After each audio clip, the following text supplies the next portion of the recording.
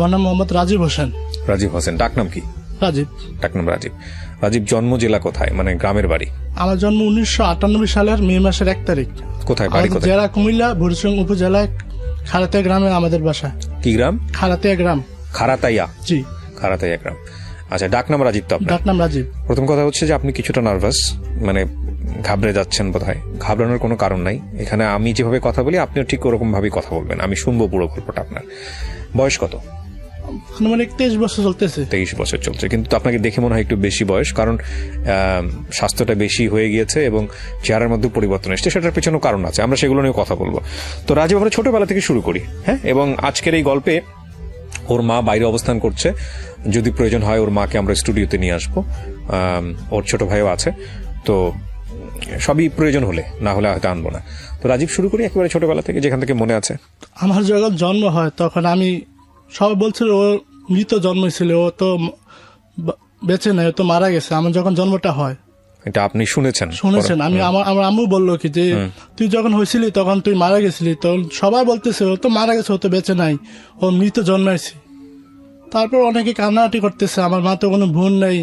আমার নানা অনেক কষ্ট করে আমার মাকে বিয়ে দিয়েছে। সবাই কেউ রাজি ছিল না যে আমার মাকে বিয়ে দেওয়া হয় এত কম বয়সে। 16 বছর বয়সে আমার মাকে বিয়ে দেওয়া হয়েছে। তারপরে আমার জন্ম হওয়ার পরে সবাই বলতেছে মারা গেছে। এরপরে আমার 1-2 ঘন্টা পরে নাকি আমি একটা শ্বাস নিয়েছি জন্ম হওয়ার পরে। মাশাআল্লাহ। তখন সবাই খুশি বাড়ি যে জব্বর মিয়ার নাতি হয়েছে, মৃত হয়েছে, আবার 2 ঘন্টা পরে আবার জীবিত। সবাই অনেক আবার সবাই খুশি হয়েছে। আমরা অনেক গরিব ফ্যামিলির মানুষ ছিলাম। আমার বাবাও গরিব ছিল, আমাদের বসতিটা প্রথম ছিল না। আচ্ছা। আমরা এক গ্রাম ছেড়ে অন্য গ্রামে চলে যাই। চলে যাওয়ার পরে আমরা এক জায়গায় আশ্রয় নেই। আশ্রয় নেওয়ার পরে আমাদের কোনো জমির কিছু ছিল না, যা অনেক কষ্ট করে আমার বাবা মাটি কাটতো, খেতে কাজ করতো।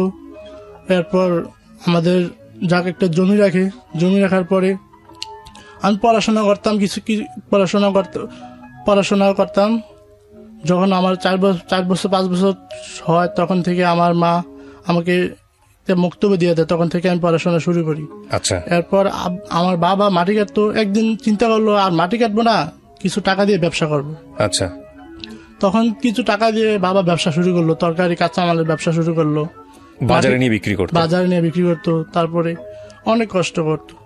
আমার যখন 4 বছর, তখন থেকে আমি বাজারে যাইতাম, বাবাকে হেল্প করতাম, বাবা আবার নিয়ে যেত, অনেক কষ্ট করতাম। এরপরে আমি ভর্তি হওয়ার পরে গ্রামের অনেকে বলতেছি গরিব ছেলে, হেরা কি পড়ালেখা করলে কি হেরা কি পড়ালেখা হইব? ওরা তো এক গ্রামতে চাইরা অন্য গ্রাম আইছে, হেরা কিসের পড়ালেখা? যাক, আমার কেউ মিশতো না আমাদের সাথে, আমরা তো অনেক গরিব ছিলাম, কেউ মিশতো না। তারপর পড়ালেখা শুরু করি। যখন 5ম শ্রেণীতে উঠি, ভালো রেজাল্ট করলাম। ভালো রেজাল্ট করার পরে তখন থেকে আমি দৈনিক যাইতাম স্কুল শেষ করে সকালবেলা আমি বাজারে ঘুম থেকে ফজর নামাজ পড়ে বাজারে যাইতাম। যখন 6-এ উঠি তখন থেকে। তো বাজারে গিয়ে কি করতেন? বাজারে গিয়ে সকালবেলা ঘুম থেকে উঠে বাজারে গিয়ে বাবার সাথে তরকারি বেচতাম। তরকারি বিক্রি করতেন আপনার বাবা? বাজারে কাঁচা বাজারে বিক্রি করতো? কাঁচা বাজারে তরকারি বিক্রি করতো। আচ্ছা। এরপরে যখন 8টা-9টা বাজতো তখন আমি বাবাকে বলতাম, বাবা আমি তো স্কুলে যাইতে হইব, আমাকে একটু সময় দিতে হইব, আমি স্কুলে সময় দিতে হইব, আমি তো কাঁচা বাজারে ব্যবসা করলে হইব না, আমি তো নিজের জীবন নিজে গড়তে হইব। তখন বাবা বললো, যা তোর ভাল লাগে যেটা এটা কর। তারপর আমি স্কুলে গেলাম। 9টার সময় বাজার থেকে চলে গেলাম। চলার পরে স্কুলে যাওয়ার ঘন্টা করলাম। আবার 4টার সময় যখন ছুটি দিত তখন আবার বাজার চলে আসতাম। চলে আসার পরে আবার তরকারি বেচার পরে আবার রাত্র হইতো, তখন আবার বাড়িতে চলে যেতাম। আচ্ছা। যাওয়ার পর পড়াশোনা করতাম। পড়াশোনা করে 6, 7, 8 অনেক ভালো ছিলাম, অনেক ভালো রেজাল্ট করছি। কোন স্কুলে পড়তেন? আমি খারাতিয়া উচ্চ বিদ্যালয়ের ছাত্র ছিলাম। খারাতিয়া উচ্চ বিদ্যালয়? অনেক ভালো রেজাল্ট করছিলাম। তখন সবাই গ্রামে বলতো হেরার দিয়ে কি পড়ালেখা হইব? তখন কারোর সাথে মিশতে পারতাম না ভালো মতো করে, যে এত গরিব মানুষ পড়ালেখা করলে। আজকে সমাজে যদি একজন গরিব মানুষ কিছু করতে চায়, অনেক মানুষ অনেক কিছু বলে যে হেরা গরিব হয়ে আজকে আর এত দূরে এগোতে চায়, দরকার কি? কাজ করে খাও, রাস্তাঘাটে এটাই ভালো। তখন 9ম শ্রেণীতে উঠলাম। 9ম শ্রেণীতে ওঠার পরে আমার জন্মটা যখন নানুর বাড়িতে হয় তখন থেকে আমি নানুর বাড়িতে থাকি। আমার নানুর বাড়ি আমাদের বাড়ি পাশে, আমি নানুর বাড়িতে থাকি বাবার সাথে দরকারি দোকানদারি করতাম, সবকিছু করতাম। এরপরে আমার এসএসসি পরীক্ষা হয়। এর আগে একটু ঘটনা বলেন। হ্যাঁ, এর আগে একটু ঘটনা বলতে চাই। আমার দাদা, আমার ফুয়াতো ভাইয়ের কারণে, ফুয়াতো ভাই অনেক ছোটবেলা, তার ফুয়াতো ভাই যখন তার মায়ের গর্ভে ছিল তখন তার বাবা মারা যায়। মারা যাওয়ার পরে আমার দাদা ওর নাতির টানে নিজের দেশ ছেড়ে, গ্রাম ছেড়ে অন্য গ্রামে চলে আসি। ওর সেবা যত্ন করে, ওর বড় হয়েছে, ও এখন বর্তমানে অ্যাডভোকেট। আমার বাবে ওকে পড়ালেখা করাইছি, আমার বাবে সব টাকাই দিছে। আমার প্রতি তো অতটা টান ছিল না, ওর প্রতি এতটা টান ছিল। ও বর্তমানে অ্যাডভোকেট হয়েছে, আমাদের সাথে কোনো রিলেশন নাই। তখন কিছু মামলা মকদ্দমা জড়িয়ে গেছিল। জড়িয়ে যাওয়ার পরে আমরা সব টাকা আমরা ওকে হেল্প করি, আমার ফুয়াতো ভাইকে, যে ওর চাচাতো ভাইয়ের সাথে মামলা মকদ্দমা জড়ে যায়। এরপরে আমরা অনেক টাকা দিই, আমরা অনেক ঋণ করে কিস্তিতে আইনে এই টাকাগুলা এই ফুয়াতো ভাই দিই। টাকা পয়সা দিছে, দেওয়ার পরে ফুয়াতো ভাই ধরে নিয়ে গেছে। পুলিশে ধরে নেওয়ার পরে 4-5 মাস জেল গেছিল। আপনার অ্যাডভোকেট ফুয়াতো ভাই।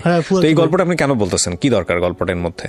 এর মধ্যে আমাদের আর্থিক অনটনে পড়ে যাওয়ার আরেকটা কারণ হয়েছে। মানে ওই ওনার টাকা পয়সা হেল্প করছে। হেল্প করার পরে উনি যখন জেলখানা থেকে আসে তখন ওনার ফার্স্ট ফাইনাল পরীক্ষা। আবার বাবা বলতেছে ওনাকে কিছু বলা দেবে না, টাকা পয়সার ব্যাপারে ও পরীক্ষা দাও। পরীক্ষা দিয়ে ভালো রেজাল্ট করে। রেজাল্ট করার পরে যখন আমার বাবা টাকা খুঁজতে গেছে ওর কাছে, যে আমি তো কিছু টাকা দিছি, ঋণ করে তো অনেক টাকা তোর পেছনে খরচ করছি, তুই টাকাগুলা দিতে হইব। তখন বলতেছি কিসের টাকা, তুমি তো আমাকে টাকা দাও নেই। তখন আমাদের 3-4 লক্ষ টাকা অনেক ঋণ হয়ে যায়। এখান থেকে আমাদের কষ্ট শুরু হয়ে যায়। শুরু হয়ে যাওয়ার পরে বাবা তরকারি দোকান ছাড়িয়ে দিছে। এখন আমরা কি করব, কিভাবে খাবো, অনেক কষ্টতে আছি। আসার পরে অনেক কষ্টতে থাকার পরে আমার বাবা আবার বেকার, কিছু করে না, আমরা না খেয়ে থাকতেছি। তারপর আমি মেট্রিক পরীক্ষা দিলাম। মেট্রিক পরীক্ষা A+ পাবো ইনশাল্লাহ, আমি আশাছিলাম A+ পাবো। যাক, একটা সাবজেক্টে আমার A+ উঠে গেছে। যাক, আমি 4.9 পেয়ে এসএসসি পাস করি। এসএসসি পাস করার পরে কেউ বলতেছে না যে আর পড়ালে দরকার নাই, কিছু কর। না, আমি বলতেছি না, আমি পড়ালেখা করবো, আমার পড়ালেখা দরকার, আমি পড়ালেখা করবো। আমার ভালো রেজাল্ট ছিল, আমি ভালো কলেজে ভর্তি হই। আচ্ছা, সোনার বাংলা বিশ্ববিদ্যালয় কলেজে আমি ভর্তি হই। কোন বিশ্ববিদ্যালয়? সোনার বাংলা বিশ্ববিদ্যালয় কলেজ। ওটা কি কুমিল্লাতে? সোনার বাংলা বিশ্ববিদ্যালয় কলেজ। আচ্ছা, ওই কলেজে আমি যখন ফর্মটা নিই তখন গ্রামে অনেকে বলতেছে, কি রে তুই ভর্তি হবি কে, এত ভালো কলেজে ভর্তি হওয়ার দরকার নাই, গ্রামের তার নর্মাল কলেজ আছে, এত টাকা পয়সা দিয়ে পারবি না, ওই কলেজে অনেক টাকা পয়সা লাগে। তারপর আমি আর ভর্তি হইলাম, ভালো রেজাল্ট করলাম। আবার এইচএসসিতে রেজাল্ট করার পরে এর আগে আমার বাবা বিদেশ চলে যায়, অনেক টাকা আবার ঋণ করে আবার বিদেশ চলে যায়। এইচএসসি রেজাল্ট হওয়ার পরে ভালো রেজাল্ট আসার পরে আমি প্রথম ন্যাশনাল ভার্সিটিতে অ্যাপ্লাই করি। পাবলিক বিশ্ববিদ্যালয়তে পরীক্ষা দিতে পারি নাই, আমার ঢাকা বিশ্ববিদ্যালয় পরীক্ষা ছিল। তো ওই দিন আমার পুলিশের পরীক্ষা ছিল। আচ্ছা, এর কারণে আমি আর পরীক্ষা দিতে পারি নাই। এরপরে আমি ন্যাশনাল ভার্সিটিতে ফর্ম টানি। ফর্ম টানাতে আমার বিবিএ সাবজেক্ট আসে। বিবিএ? জি, বিবিএ। আচ্ছা, কমার্সের ছাত্র ছিলাম তো, বিবিএ সাবজেক্ট আছে। তারপরে আসার পরে ফ্যামিলি বলতেছে যে আমি তো টাকা দিতে পারবো না, তোর ইচ্ছা মতন তুই পড়াশোনা কর। তখন আমার মাথা ছিল, তখন বাবা কোথায়? দেশের বাইরে? বাবা দেশের বাইরে। আচ্ছা, দেশের বাইরে। যাক, ভালো রেজাল্ট করলাম। রেজাল্ট করার পরে ফ্যামিলি বলতেছে তোকে আমি পড়ানোর জন্য টাকা পয়সা দিতে পারবো না, তোর ইচ্ছা মতন তুই কর। তারপরে আমি কি করবো, পড়ালেখা ছেড়ে দিলাম। পড়ালেখা ছেড়ে দিছি, আর করবো না। ফ্যামিলির 2 ভাই আছে, এক ভাই ভর্তির টাকা দিতে পারতেছিল না, এত খারাপ অবস্থা? জি, অনেক খারাপ অবস্থা ছিল। মানুষের সাথে সাহায্য খোঁজা যায় না, তাহলে ঋণ দিলে ঋণ দেওয়া যায়। ঋণ খুঁজলে মানুষ থেকে পাওয়া যায়, যে সুদে টাকা যদি দিতে চাও তাহলে পারা যায়, কিন্তু এভাবে সাহায্য করে না। আচ্ছা, আমার 2 বোনের চিন্তা করছি, 2 বোন পড়াশোনা করতে হবে। কয় ভাই বোন আপনারা ততদিনে? আমরা 2 ভাই 2 বোন। আপনি সবার বড়? আমি সবার বড়। তো আপনি চিন্তা করলেন যে ঠিক আছে আমি পড়াশোনা ছেড়ে দেই, আমার 2 বোন পড়ালেখা করতে হবে, আমার ছোট ভাই ওর পড়ালেখা করতে হবে, ওর কথা ভেবে আমি পড়ালেখা ছেড়ে দিই। আচ্ছা, ওকে। তারপর ছেড়ে দেওয়ার পরে ইলেকট্রিশিয়ান কাজ শুরু করলাম। মানে এসএসসি পাশ করার পরে আপনি ইলেকট্রিশিয়ানের কাজ শুরু করেন? কাজ শুরু করলাম। ইলেকট্রিশিয়ানের কাজ আপনি শুরু করলেন কিভাবে, মানে বেছে নিলেন কিভাবে যে এই কাজটাই আপনি করবেন? আমার মামা কাজ করতো, আমার মামা ইলেকট্রিশিয়ানের কাজ করতো, মামার সাথে সাথে যাইতাম, মামার কাছে যাইতাম, কাছে গিয়ে শিখতাম। আচ্ছা, শিখার পরে আমার 2 বছর আমার কাজ শিখে হয়ে যায়। কি কি কাজ করতেন? আমি ইলেকট্রিশিয়ানের কাজ করতাম, বিল্ডিং এর কারেন্টের লাইন টানতাম, তারপরে পাইপ ফিল্টারের কাজ করতাম। আচ্ছা আচ্ছা, ওকে। পাইপ ফিল্টারের কাজ করতাম। এটা কি মানে কুমিল্লা শহরে এসে করতেন? না, গ্রামে, বিভিন্ন বাড়িতে বাড়িতে যে কাজ করতাম। আচ্ছা, এগুলা দিয়ে আমার ফ্যামিলি চালাইতাম। ওকে। কয় টাকা ইনকাম হতো এগুলো করে মাসে? 300 টাকা দিত রোজ। প্রতিদিন 300 টাকা? প্রতিদিন 300 টাকা। আচ্ছা, 300 টাকা ফ্যামিলি চালাইতাম। বোন 2 বোন পড়াশোনা করতেছে, ছোট ভাই পড়াশোনা করতেছে, এদের খরচ দিতাম। এরপরে চিন্তা করলাম একদিন আমার চাকরি হয়ে যায়। আমার কোথায়? পল্লী বিদ্যুৎ অফিসে। ও, পল্লী বিদ্যুৎ অফিসে আপনার চাকরি হয়ে যায়? চাকরি হয়ে যায়। কত সালে এটা? আপনার 18 সালের। আচ্ছা, 18 সালে। 18 সালে আমার চাকরি হয়ে যায়। 18 সালে চাকরি হয়ে যায়। একজনের মাধ্যমে আমি টাকা পয়সা দিয়ে ম্যানেজ করে চাকরিটা নিয়ে নিছি। কিসের চাকরি ছিল এটা? পল্লী বিদ্যুৎ অফিসে। সেটা তো ঠিক আছে, কিন্তু চাকরিটা কিসের? আপনার পোস্ট কি? পোস্ট কিছু বলে নাই। একজনের মাধ্যমে চাকরি লইছি তো, পোস্ট বলে নাই। পোস্ট বলবে না কেন? এটা কিসের চাকরি? তখন আমি বুঝতে পারি না যে আমার সাথে জানি প্রতারণা হইতেছে। আচ্ছা, আমি প্রতারণার শিকার হয়েছি। ওনাকে আমি 1 লক্ষ টাকা দিই। 1 লক্ষ টাকা আপনি কোথায় পান? 1 লক্ষ টাকা আমার মামা দিছে। আচ্ছা, আমার মামা বিদেশে থাকে তো, আমার মামা দিছে। মামা দেওয়াতে ওকে আমি 1 লক্ষ টাকা দিই। আপনি টাকা পয়সার জন্য আপনি কলেজে ভর্তি হতে পারতেছিলেন না, আবার আপনি 1 লক্ষ টাকা মামার কাছ থেকে ম্যানেজ করে ফেলেন? কিছু করতে হবে, কিছু করার জন্য হলে ওরা দেবে, পড়ালেখার জন্য দিব না। 18 বছর মামার বাড়িতে ছিলাম। 18 বছর ওরা টাকা পয়সা দেয় না পড়াশোনার জন্য। ওকে। যখন আমার ভালো পজিশনে যাইতে চাই তখন তারা দিবে, কিছু করতেছিলে তারা দিবে না, এইভাবে টাকা দিব না। টাকা দিই। টাকা দেওয়ার পরে একদিন ঘুমের সকালবেলা শুয়ে ছিলাম 10টার দিকে। তখন ছিল শীতকাল। আমি কম্বল গা দিয়ে ঘুমিয়েছিলাম। ঘুমিয়ে দেওয়ার পরে মামা ফোন দিয়ে বলতেছে একটা কাজ আছে, কাজ করবি? মামার কাছে আমি আর কিছু টাকা পাই। আমি তখন চিন্তা করলাম মামার কাছে যেহেতু টাকা পাই, কাজ করলে আরো বেশি টাকা দিবে। আপন মামা যে কাজ করলে আরো বেশি টাকা দিবে, আমি কাজে যাই। আমার চাকরিতে যাইতে হবে মার্চের মাসে। আমার ফেব্রুয়ারিতে আমি 1 মাস শেষ নিতেছি, চাকরিতে যাব। তখন আমার মামা আমাকে কাজে নিয়ে যায়। ফোন করে ওই বাড়িতে কাজ আছে, ওই কাজ করতে হবে। কাজ করতে যাওয়ার পরে বাড়ি থেকে গেলাম। তখন আমি কাজে যাই। কাজে যাওয়ার পরে টিউবওয়েল ছিল আপনার। টিউবওয়েলটা উঠাইয়া মোটর বসাইতে হবে টিউবওয়েলে। আচ্ছা, টিউবওয়েল বসাইতে হবে। এটা ছিল বাথরুমে। টিউবওয়েলটা ছিল বাথরুম, ছোট বাথরুম, গ্রামে তো। এই টিউবওয়েল উঠাইয়ার পরে মোটর বসাইবে। আচ্ছা, তখন আমার এক হেল্পার নিয়ে আমি ঢুকি রুমে। ঢুকার পরে উপরে দিয়ে একটা ছিদ্র আছে, টিউবওয়েলের রড উঠানোর জন্য 20 ফুটের রড। এই রডটা উঠানোর জন্য একটা আছে, ছিদ্র আছে। তখন আমি উপরে দিয়ে তাকে ছিদ্রটা দেখলাম যে টিউবওয়েলটা কমে রডটা উঠাই। আচ্ছা, কাজ করতে গিয়ে টিউবওয়েলের উঠে মোটর বসাতে গিয়ে আমি কারেন্টের শর্ট খাই। কারেন্টের শর্ট খেয়ে তখন আমি সেন্স ছিল না আমার, আমি কি কারেন্টের শর্ট খাইছি না কি হয়েছে আমার সেন্স ছিল না। তখন আমি পড়ে যাই, অজ্ঞান হয়ে যাই। অজ্ঞান হওয়ার পরে কেউ কাছে যেতে পারে না। 11,000 ভোল্ট ছিল তখন। কেউ যে কাছে যেতে পারে নাই। টিউবওয়েলের রডটা কারেন্টের তারে লেগে যায়। লেগে যাওয়ার পরে যখন গলার পরে এরপরে ছাড়ছে, তখন এর আগে ছাড়ে নাই। আমার শরীর পড়তে আছে যতক্ষণ পারছে পড়ে চলছে। আপনার তখন সেন্স ছিল না? আমার সেন্স ছিল না তখন, সেন্স ছিল না আমার। রডটা আপনার 5 ইঞ্চ 5 সুতা রড, এটা ছাড়িয়ে গেছে পড়তে। এরপরে আমাদেরকে ছাড়া গেছে। আপনার হাতে কি ছিল? আপনি কি ধরছিলেন নাকি আপনার শরীরের উপর কোনো কিছু ছিল? মানে ঘটনাটা কি করছে? হাত দিয়ে রড উপরে দিকে উঠে তুলেছিলাম। ওই রড ইলেকট্রিসিটি হয়েছিল? জি, বাড়ির ছাদের উপরে দিয়ে লাইন গেছে, 11,000 ভোল্টের লাইন গেছে। আমি তখন বলতে পারি না। ওই রডটা লাগছে হলো ওই ইয়ার সঙ্গে, তারের সঙ্গে। তারই নিচে ছিলাম তো, তারই লাগছে। আমরা ছিলাম রুমে, যাদের বাসায় কাজ করছিলাম। হেরা বলে নাই যে আমাদের ছাদের উপরে দিয়ে এত বড় লাইন গেছে, তোমরা দেখে কাজ করো। তখন লাগার পরে সবাই তাকিয়ে দেখতেছি, আমরা পড়তেছি, আমরা 2 জন। আমাদেরকে ছিটকে দূরে ফেলে দেয়, আবার কাছে টানে রড। আমরা তো রুমে ছিলাম তো, বাইরে হলে তো শর্ট করে ফেলে দিত।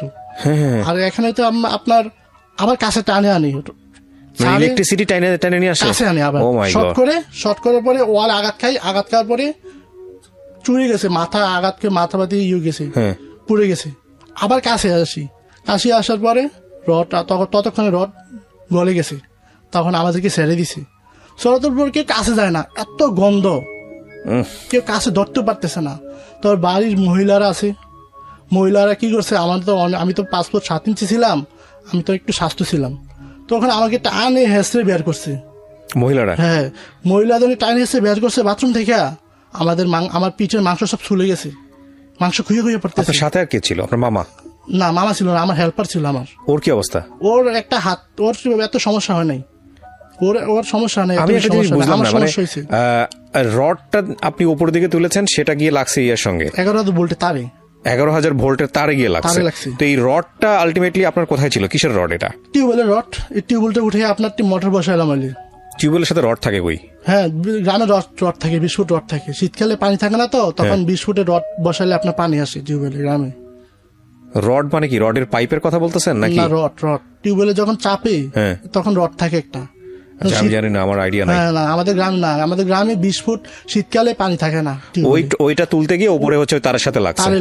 আপনার তো ধরা, ওটা তো আপনাকে মেরে ফেলার কথা। হ্যাঁ, পুরো যখন 11,000 ভোল্ট যখন পর্যন্ত ছাই না হয় ততক্ষণ ছাড়ে না।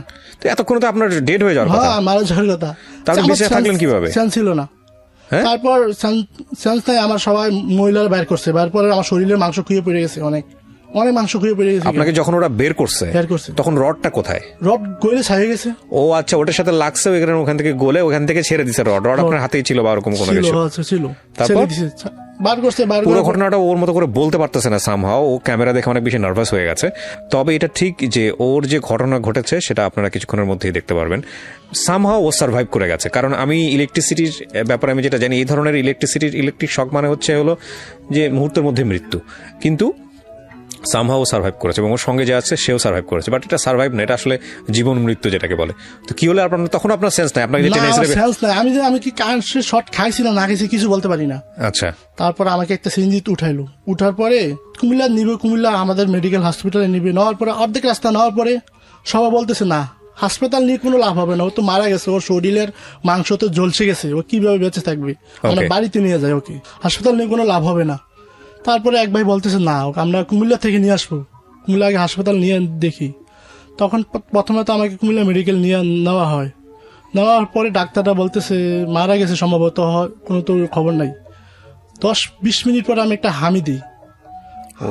20 মিনিট পরে আমি একটা হামি দিই। হামি দেওয়ার পরে সবাই বলতেছে না বেঁচে আছে। তখন ডাক্তাররা আসে, দেখার পরে বলতেছে তাড়াতাড়ি আপনারা ঢাকাতে নিয়ে যান, এখানে আমাদের কোনো কিছু করার ইয়া নেই।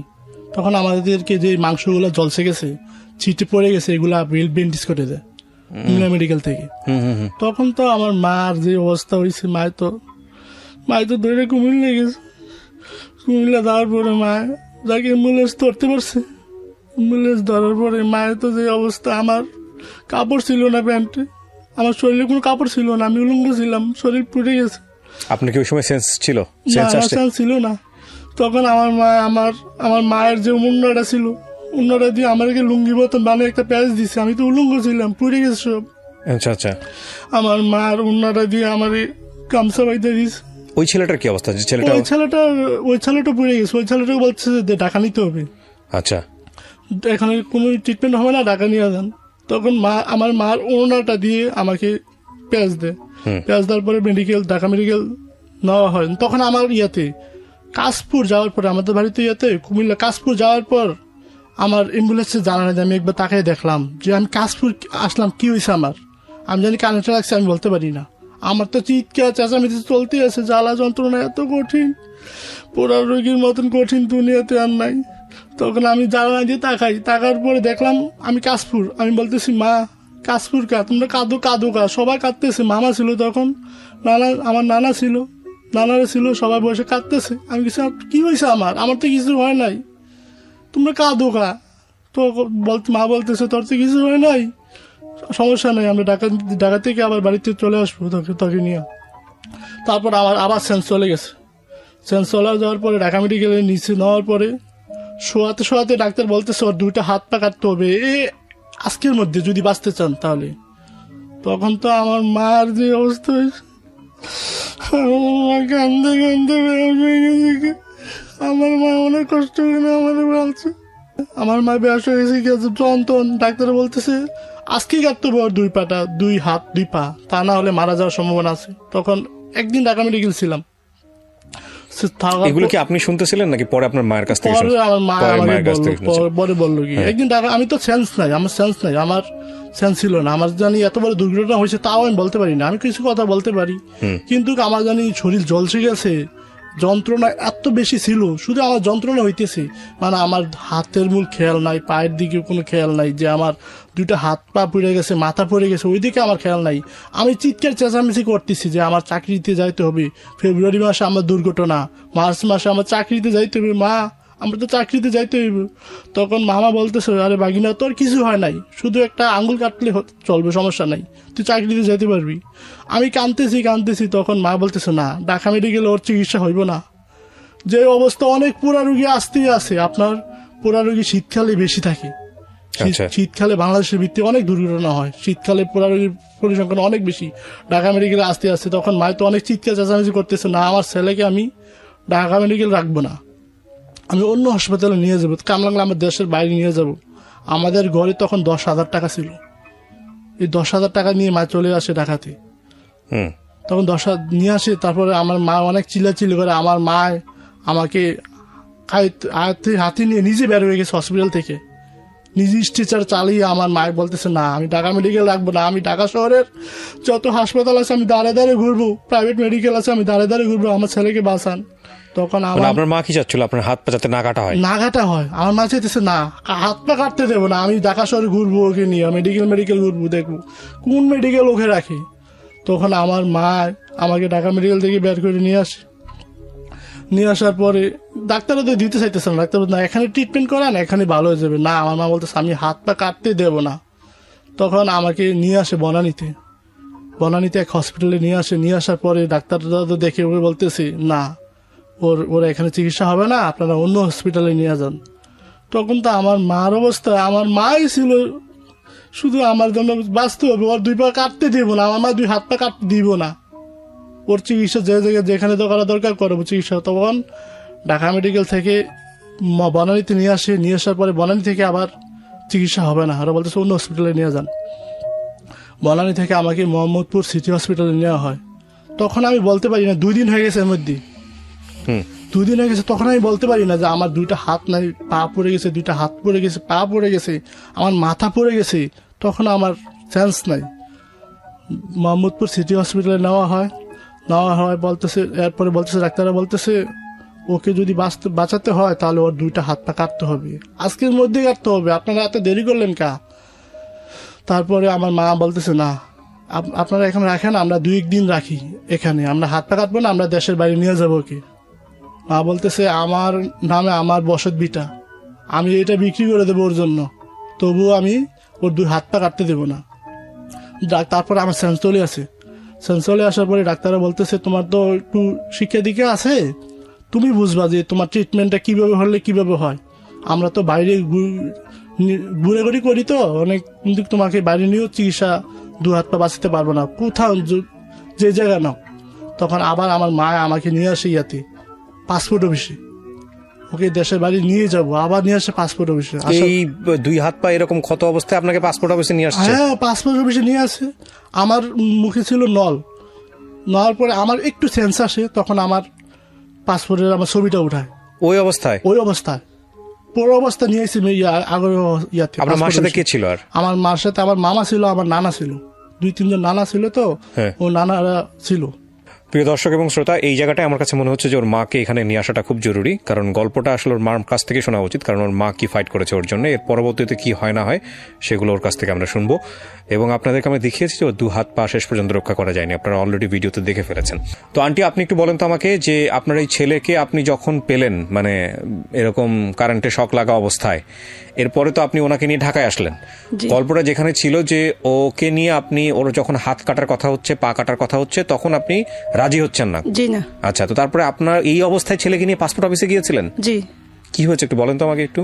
আমি হেরে যেন ঢাকা মেডিকেল আনিয়া শোয়াইতে কয় হ্যাঁ সাইডে হাত ফা কাটতে লাগবে, আমি মা হয়ে যদি কয় সাইডে হাত ফা কাটতে লাগবে, আমি মা এই সময় আমার দিদা ছিল না। তো হাত পা কি অবস্থায় ছিল ওনার? হাত পা পুইরে আমি লাগিয়ে গেছে, পুইরে একবারে লাগিয়ে গেছে, মেম গুলো আছে, আমি কান্দা কাদি করি আর আমি উল্টে চাইতাছি। আমার লগে আমার একটা ভাই আছে, তখন সেন্স ছিল? হ্যাঁ তো কোনো খবর নাই, মারার ফাতে যাইয়া রয়েছে। হ্যাঁ হ্যাঁ রে অনেকে কইছে নেওয়া লাগতো না মারা গেছে তো অনেকে আবার নিয়ে দেহ হ্যাঁ দম টুম আসেনি এরপরে ঢাকা মেডিকেল আনছি আন্না সাথে সাথে আমার এক ভাইয়া ছিল আমার 2টা কাকা ছিল লগে হেরা আমার লগে আইসে হেরো দিনদার সারা রাত সারাদিন রয়েছে আন্না শোয়াইতে শোয়াইতে সারা হাত পা খাইতে লাগবো আমি এই সময় কি করেছে আমি নিজেও কইতারি না আমি আর আমার ছেলেটা স্যার কি হয়েছে 21 দিন বাকি আছিল আমার ছেলেটা স্যারের হাত পা কাটতে লাগবে আমি কিভাবে বাঁচাম কোথায় চাকরি হয়েছিল পল্লী বিদ্যুতে স্যার ওখানে 1 লাখ টাকা কিভাবে পেয়েছেন আপনি 1 লাখ টাকা ঘুষ আমার দিয়েছেন ভাইয়ে আমারে দিছিল বিদেশ থেকে যে হ্যাঁ বিদেশ থেকে জানি আমার হ্যাঁ দিছে আফার নেন চাকরি হইলে আমরা ঋণ দিয়ে পরে দিয়ে দিন হেরে নিয়ে জমা দেন আচ্ছা তারপর 1 লাখ টাকা দিছিল আচ্ছা তারপর এরপরে 21 দিন বাকি আছিল আর হেডি পরে দিলাম হইলে আমার এক আত্মীয়র কাছে দিছি তো হ্যারও ফোন করছি হ্যাঁ আইসে হ্যাঁ সাথে সাথে ফোন করছে আমি কইছে রাজীবে কারেন্টেরও লাগছে না আইয়েন হ্যাঁ আমরা আনার সাথে সাথে আইসে আইয়া জড়াইয়া দইরা কইলাম আমার ছেলেরে বাঁচান ওনা হাত পা কাটতে লইলাম এই ছেলে ধরলে আমি কি করাম কিভাবে বাঁচাম তারপরে আমি রাত্রে রয়েছি সকালে কই আমি এনে রাখতাম না আমি চাই বারে নিলে আমার ছেলের হাত ফাঁকি রাখতাম পারিনি আমি ছেলে দ্বারা আমি হাত পা কাটতাম দিতাম না দিয়ে এরপরে আমি ইয়াত নিছি যে হেন ফাস্টফুড করে ফাস্টফুড অফিসে অ্যাম্বুলেন্স দিয়ে নিছি এইভাবে নিয়ে গেছে আমি আমার চাচারা বিরা 2 জন লগে আছে আমার ভাই আছে নিয়ে আমি এইভাবে আমি ফাস্টফুড করছি 15,000 টাকা দিয়া 24 ঘন্টার ভিতরে ছেলের বাবা কই তখন ছেলের বাবা দেশে ছেলের বাবা কোনো লগে আইছে না শুধু আমার 2টা চাচা আর আমার একটা ভাই আর আমি না ছেলের বাবা আইছে না হ্যাঁ থিত বুদ্ধি আসিল না হঠাৎ এই কথা শুনছে রে আমি তো মা যে দূর করে বাবাই কোনো দূর করে না আমার এই যে সন্তান আসিল আমার কিছু বুঝি আসিল না আমার 4টা সন্তান আমি অবাক হচ্ছি মানে এইরকম অবস্থায় আপনি তো এর আগে তেমন একটা ঢাকা শহরে আসেন নাই না না আমি ঢাকা না আমি শুনছি কোনোদিন ঢাকা আসছি না চিন্তা করেন এরকম একটা রোগী সে মৃত প্রায় মা তাকে আমি শুধু পাসপোর্ট অফিসের কথা চিন্তা করতেছি এই অবস্থায় নিয়ে শোয়ানের ভিতরে অ্যাম্বুলেন্সের ভিতরে হেয়ার ছবি টবি তুলে নিছি নিয়ে পরের দিন 24 ঘন্টার ভিতরে 15,000 টাকা দিয়ে আমি যখন সাথে সাথে করছি আমি বাইরে নিয়ে দেখাম আমার ছেলের হাত ফাড়ি রাখতাম পারিনি এরপরে বনানি লইয়া গেছি বনানি লইয়া জানে হে মারা গেছে আমরা কাছে রাখতাম না আবার অ্যাম্বুলেন্স সাথে করে আমি মোহাম্মদপুর সিটি হসপিটালে নিয়ে আসি সিটি হসপিটালে আইসির ভিতরে নিয়ে ফুরাইছে এরপরে একটু ধুম ফুরছে এরপরে তারা খুললে খাইলে দেখিয়া কয় সাইরে হাত ফাড়া হন যেত না কাটতে হন লাগবো আমি সই দেই না 21 দিন হয়েছে আইসির ভিতরে আছে আমি সই দিতে আসি না আমার ছেলের হাত ফা কোন রমে আমি কাটতাম না ফাস্টফুড বাড়িতে ওই আবার ইয়া করতে করতে ভিসা আইতে 3-4 দিন জায়গাতে আছে কিন্তু ভিসা পায় না টিকিট পাইতে আছে তো আপনি দৌড়াদৌড়ি করতেছিলেন কিভাবে এগুলা হ্যাঁ মানে আপনার সাথে আর কে ছিল আমার সাথে আমার এক খালুয়া ছিল ওই যেবাদের কাছে 60 টাকাটা দিছিলাম উনি ছিল আর নানা ছিল আর আমার 2টা চাচা ছিল আমার ভাইয়া ছিল হেরা আমার দৌড়াদৌড়ি করতেছে আমিও তো কান্নাকাটি করতেছে আমি 21 দিন শুধু পানি দেখাই আমি আসিলাম আমার ছেলের দিল চাই আমি কি করাম আমি এটার কিভাবে বাঁচাম আমি এরপরে আমি এই দৌড়াদৌড়ি কইরা টিকিটে ফাইতেছে না টিকিট খালি ফিস না আমি টিকিট খালি ফিস না 90,000 টাকা বলতেছি শুয়াইয়া নিব হেরে 90,000 আর 2 জন আমার দেশের তারারে কইতাছে হের লগে যাইবে হেরার ফাস্টফুড আছে তারা একবার 3বার ফিচ্ছায় যাইতো না আচ্ছা 3বার ফিচ্ছায় খালি ফিচ্ছে রাখতে সময় গেছে এই যে 21 দিন আপনি ছিলেন কোথায় 21 দিন আমি হাসপাতাল ছিলাম হাসপাতালে বারান্দায় হ্যাঁ হাসপাতালে বারান্দায় আমি ছিলাম আমার শরীর কিন্তু পস্তি আছে হ্যাঁ শরীর পড়তেছে হ্যাঁ আইসির ভিতরে রাখতে আছে শুধু মারে খালি নেয় শুধু মারে দেখবো আমি একদিন গেছি যাইয়া দেখি আমার ছেলে কাঁপতে ধুম জাগিতে আছে কতটা কম্বল দিয়ে জাতা দিয়ে ধরে রাখছে এরপরে ডাক্তারে দেখে রাজীব আম্মুর কেন আনছো হন আম্মুর বার করো এরপরে আমি তো বাড়ি আইয়ালেছি এরপরে আমার ছেলেরে পরে আবার ডাকছে নিয়ে কিছু সুস্থ নে আমি বাবা তুমি এরকম করছো কি এরকম আমি তো মাঝে মাঝে এরকম হয়েছে কি আমার ধুম জায়গায় আমার হাত পা দিয়ে আরো কাটা লাইলে মনে হয় আমি বাঁচতাম পারাম আমি উৎসর্গ দিছি আমার হাত পা কাটার জন্য এরপরে ডাক্তারে আমার নিয়ে বুঝাইছে দেখেন 21 দিন হয়ে গেছে আপনার ছেলে মারা যাবে আপনি কি বাঁচাইবেন হাত পা কাটতে না মারা মা মৃত্যু হইব আমি থাক আমি সই দিয়ে আমার ছেলের বাঁচান আমার হাত পা লাগতো না মানে ও নিজেই বলেছে যে আমি বলতাম যে আমার তো তখন আমার একটু জ্ঞান ছিল ডাক্তাররা বলতেছে তোমার যেহেতু একটু জ্ঞান আছে তাহলে তুমি বোঝাও তোমার মাকে আমি বুঝাইতেছি মা কাটো আমার হাত গুলো কাটো যন্ত্রণা করতেছি যদি শোয়াইতে ডাক্তারে কয়েক হাত ধরে কাটতে লিব মা কিরকম লাগে আমি জগতের মা ছিলাম প্রথম দিন আমার যখন অপারেশন হয় প্রথম 5টা আঙ্গুল 10টা পায়ের 10টা আঙ্গুল কাটে হাতের 10টা আঙ্গুল আছে ডাক্তাররা বলতেছে যতটুকু রাখা যায় ততটুকু উপকারে আসবে আমরা চাই না যে ওর যতগুলো পচে গেছে ততগুলো কাটে ফেলে দিন না। প্রথম আমার পায়ের কবজিগুলো কাটে, হাতের কবজিগুলো কাটে, প্রথম অপারেশনে আমার কাটার পরে তিন দিন পরে আবার ড্রেসিং করব। ড্রেসিং করে দেখতেছে আবার পচে গেছে বেশি, আবার কাটতে হইব, আবার অপারেশন করতে হইব। তারপর আবার কাটছে, দুইবার অপারেশন, দুইবার পাগুলো কাটছে, হাতগুলা কাটছে। প্রথম পায়ের পাতাগুলো ফালাইছে, হাতের কবজিগুলো ফালাইছে প্রথম অপারেশনে। তারপর 3 দিন পরে আবার ফালাইছে, আবার আরো ফালাইছে। কোথায় হয়েছে আপনার অপারেশনটা? Mohammadpur city hospital. আচ্ছা, 21 দিন আইসিইউতে ছিলাম। অপারেশনের পরে সেন্স ছিল না? না, না।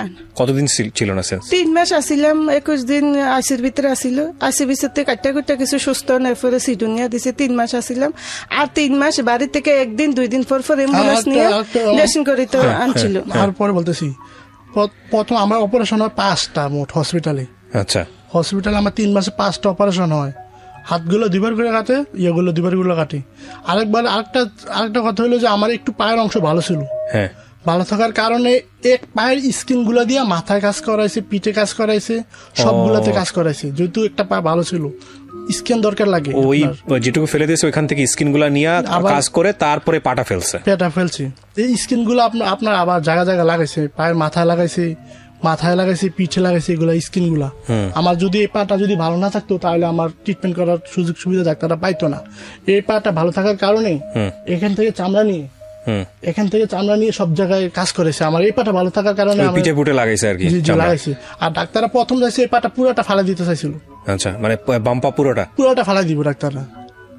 অনেক টাকা দিতেছে, দৈনিক 50,000 টাকা খরচ দিতেছে। আচ্ছা, না আপনি টাকা এগুলো কি করতেছিলেন? টাকা ম্যানেজ করতেছিলেন কিভাবে? টাকা এরপরে আমি আছে না ঢাকা জানি আমি গাড়ি ভাড়া কিন্তু লই আসি না। আমার রুমও 5,000 টাকা ছিল, আমি হেরে লই শুনে এটা খোড়ো করে লই আইসি।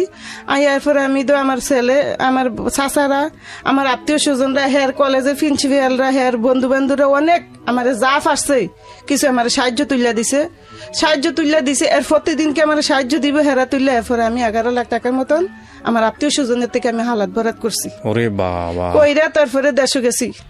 6 মাস চিকিৎসা চালিয়ে দেশে যে আমার 3 ঘন্টা বসত আছে, একটা কাঠকারি ঘর আছে, 3 ঘর আছে। হ্যাঁ, এটার বিক্রি করে লাইতাম। হ্যাঁ, বলেন। হ্যাঁ, হসপিটাল ট্রিটমেন্ট গুলো এমন ছিল যে চিৎকার এত বেশি ছিল। আমার রুমের অপারেশন থিয়েটারে থাইগুলো আছে না আপনার, আটকানো দেওয়া ছিল। আমার চিল্লানো এত চিল্লাইতাম আমি, আমার দুনিয়াতে কারু কথা মনে নাই, একমাত্র আল্লাহ নবীজির মার বাদে দুনিয়াতে আমার কারু কথা মনে ছিল না। 3 মাস যে আমার বাবা আছে, ভাই আছে, বোন আছে, আত্মীয় স্বজন আছে, কারু কথা মনে ছিল না, একমাত্র আল্লাহ নবীজির আর মার। আমি চিৎকার করতাম, ডাক্তাররা বাদে কানে ইয়া দিয়ে রাখতো, এত চিল্লাইতাম। দৈনিক ড্রেসিং। যখন ডাক্তাররা আসতো যে রাজীব আজকে তোমার ড্রেসিং হবে, তখন আমার জ্বর ছিল 104। জ্বর ড্রেসিং তো বললো 104 জ্বরে যা শরীরে। মানে ড্রেসিংটা আমি অনেক গল্প শুনেছি এরকম, ড্রেসিংটা খুব কষ্টকর হয়। আপনার কারেন্ট পোড়া রোগী যদি যতক্ষণ ড্রেসিং সে সহ্য করতে পারবে ততক্ষণ যে বেঁচে থাকবে। যখন আমাকে অপারেশন থিয়েটারে দৈনিক ড্রেসিং করানোর জন্য নিয়ে যেত, তখন পাশে ছিল আপনার লাশ বার করার যে একটা বেড। এই বেডটা পরে থাকতো সব। আমি বেডটার দিকে তাকাইলে সবচেয়ে ভয় পেতাম যে আমি আজকে ঢুকতেছি, একটু পরে তো আমি তো মারা যেতে পারি, আমাকে এটা দিয়ে বের করে নিয়ে যাইব। আমি অনেক চিল্লাচিল্লি করতাম, অনেক। ড্রেসিং এত কষ্ট, পুরারের মতন কষ্ট দুনিয়াতে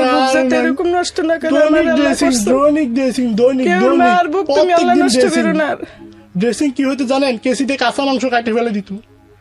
যতটুকু কষ্ট আজকে একটু ভালো ছিল, কালকে আবার পছন্দ ধরতো, আবার কাছে তরতাজা মাংস কাটে ফেলে দিত। এগুলো অ্যানেস্থেসিয়া দিত না যাতে করে আপনার কোনো প্রকার ইয়ে না? না ডাক্তার, আমি বলছিলাম স্যার আমার অজ্ঞান করান। ডাক্তার বলতেছে একটা অজ্ঞান করালে তোমার 5,000 টাকা লাগবে।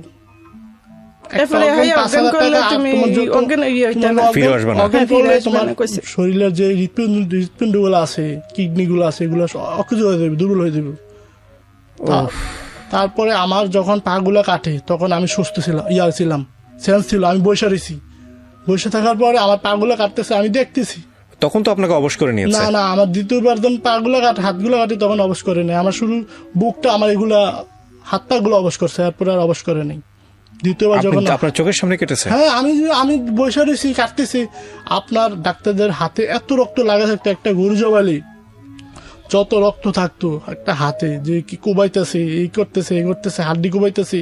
তখন আমি দেখতেছি, তখন আল্লাহ করতেছি। 5 জন ডাক্তার ছিল, 5টা অপারেশন করছে আমার হসপিটালে।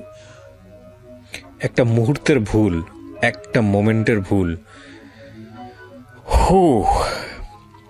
আপনি যখন ওই ইলেকট্রিসিটি কাজটা করতেছিলেন তখন আপনি জানেন না যে ওপরে একটা এরকম তার ছিল? ছিলাম তখন রুমে, যাদের বাড়িতে কাজ করছিলাম হ্যাঁ বলে না যে আমাদের বাড়ির উপরে দিয়ে এত বড় লাইন গেছে তোমরা দেখে আসতো। রুমে থাকলে তো রুমের ছাদ থাকার কথা। একটু ফুটা ছিল রড বার করার জন্য, ওই ফুটা দিয়ে আপনি আহা কি ভয়ঙ্কর, কি ভয়ঙ্কর।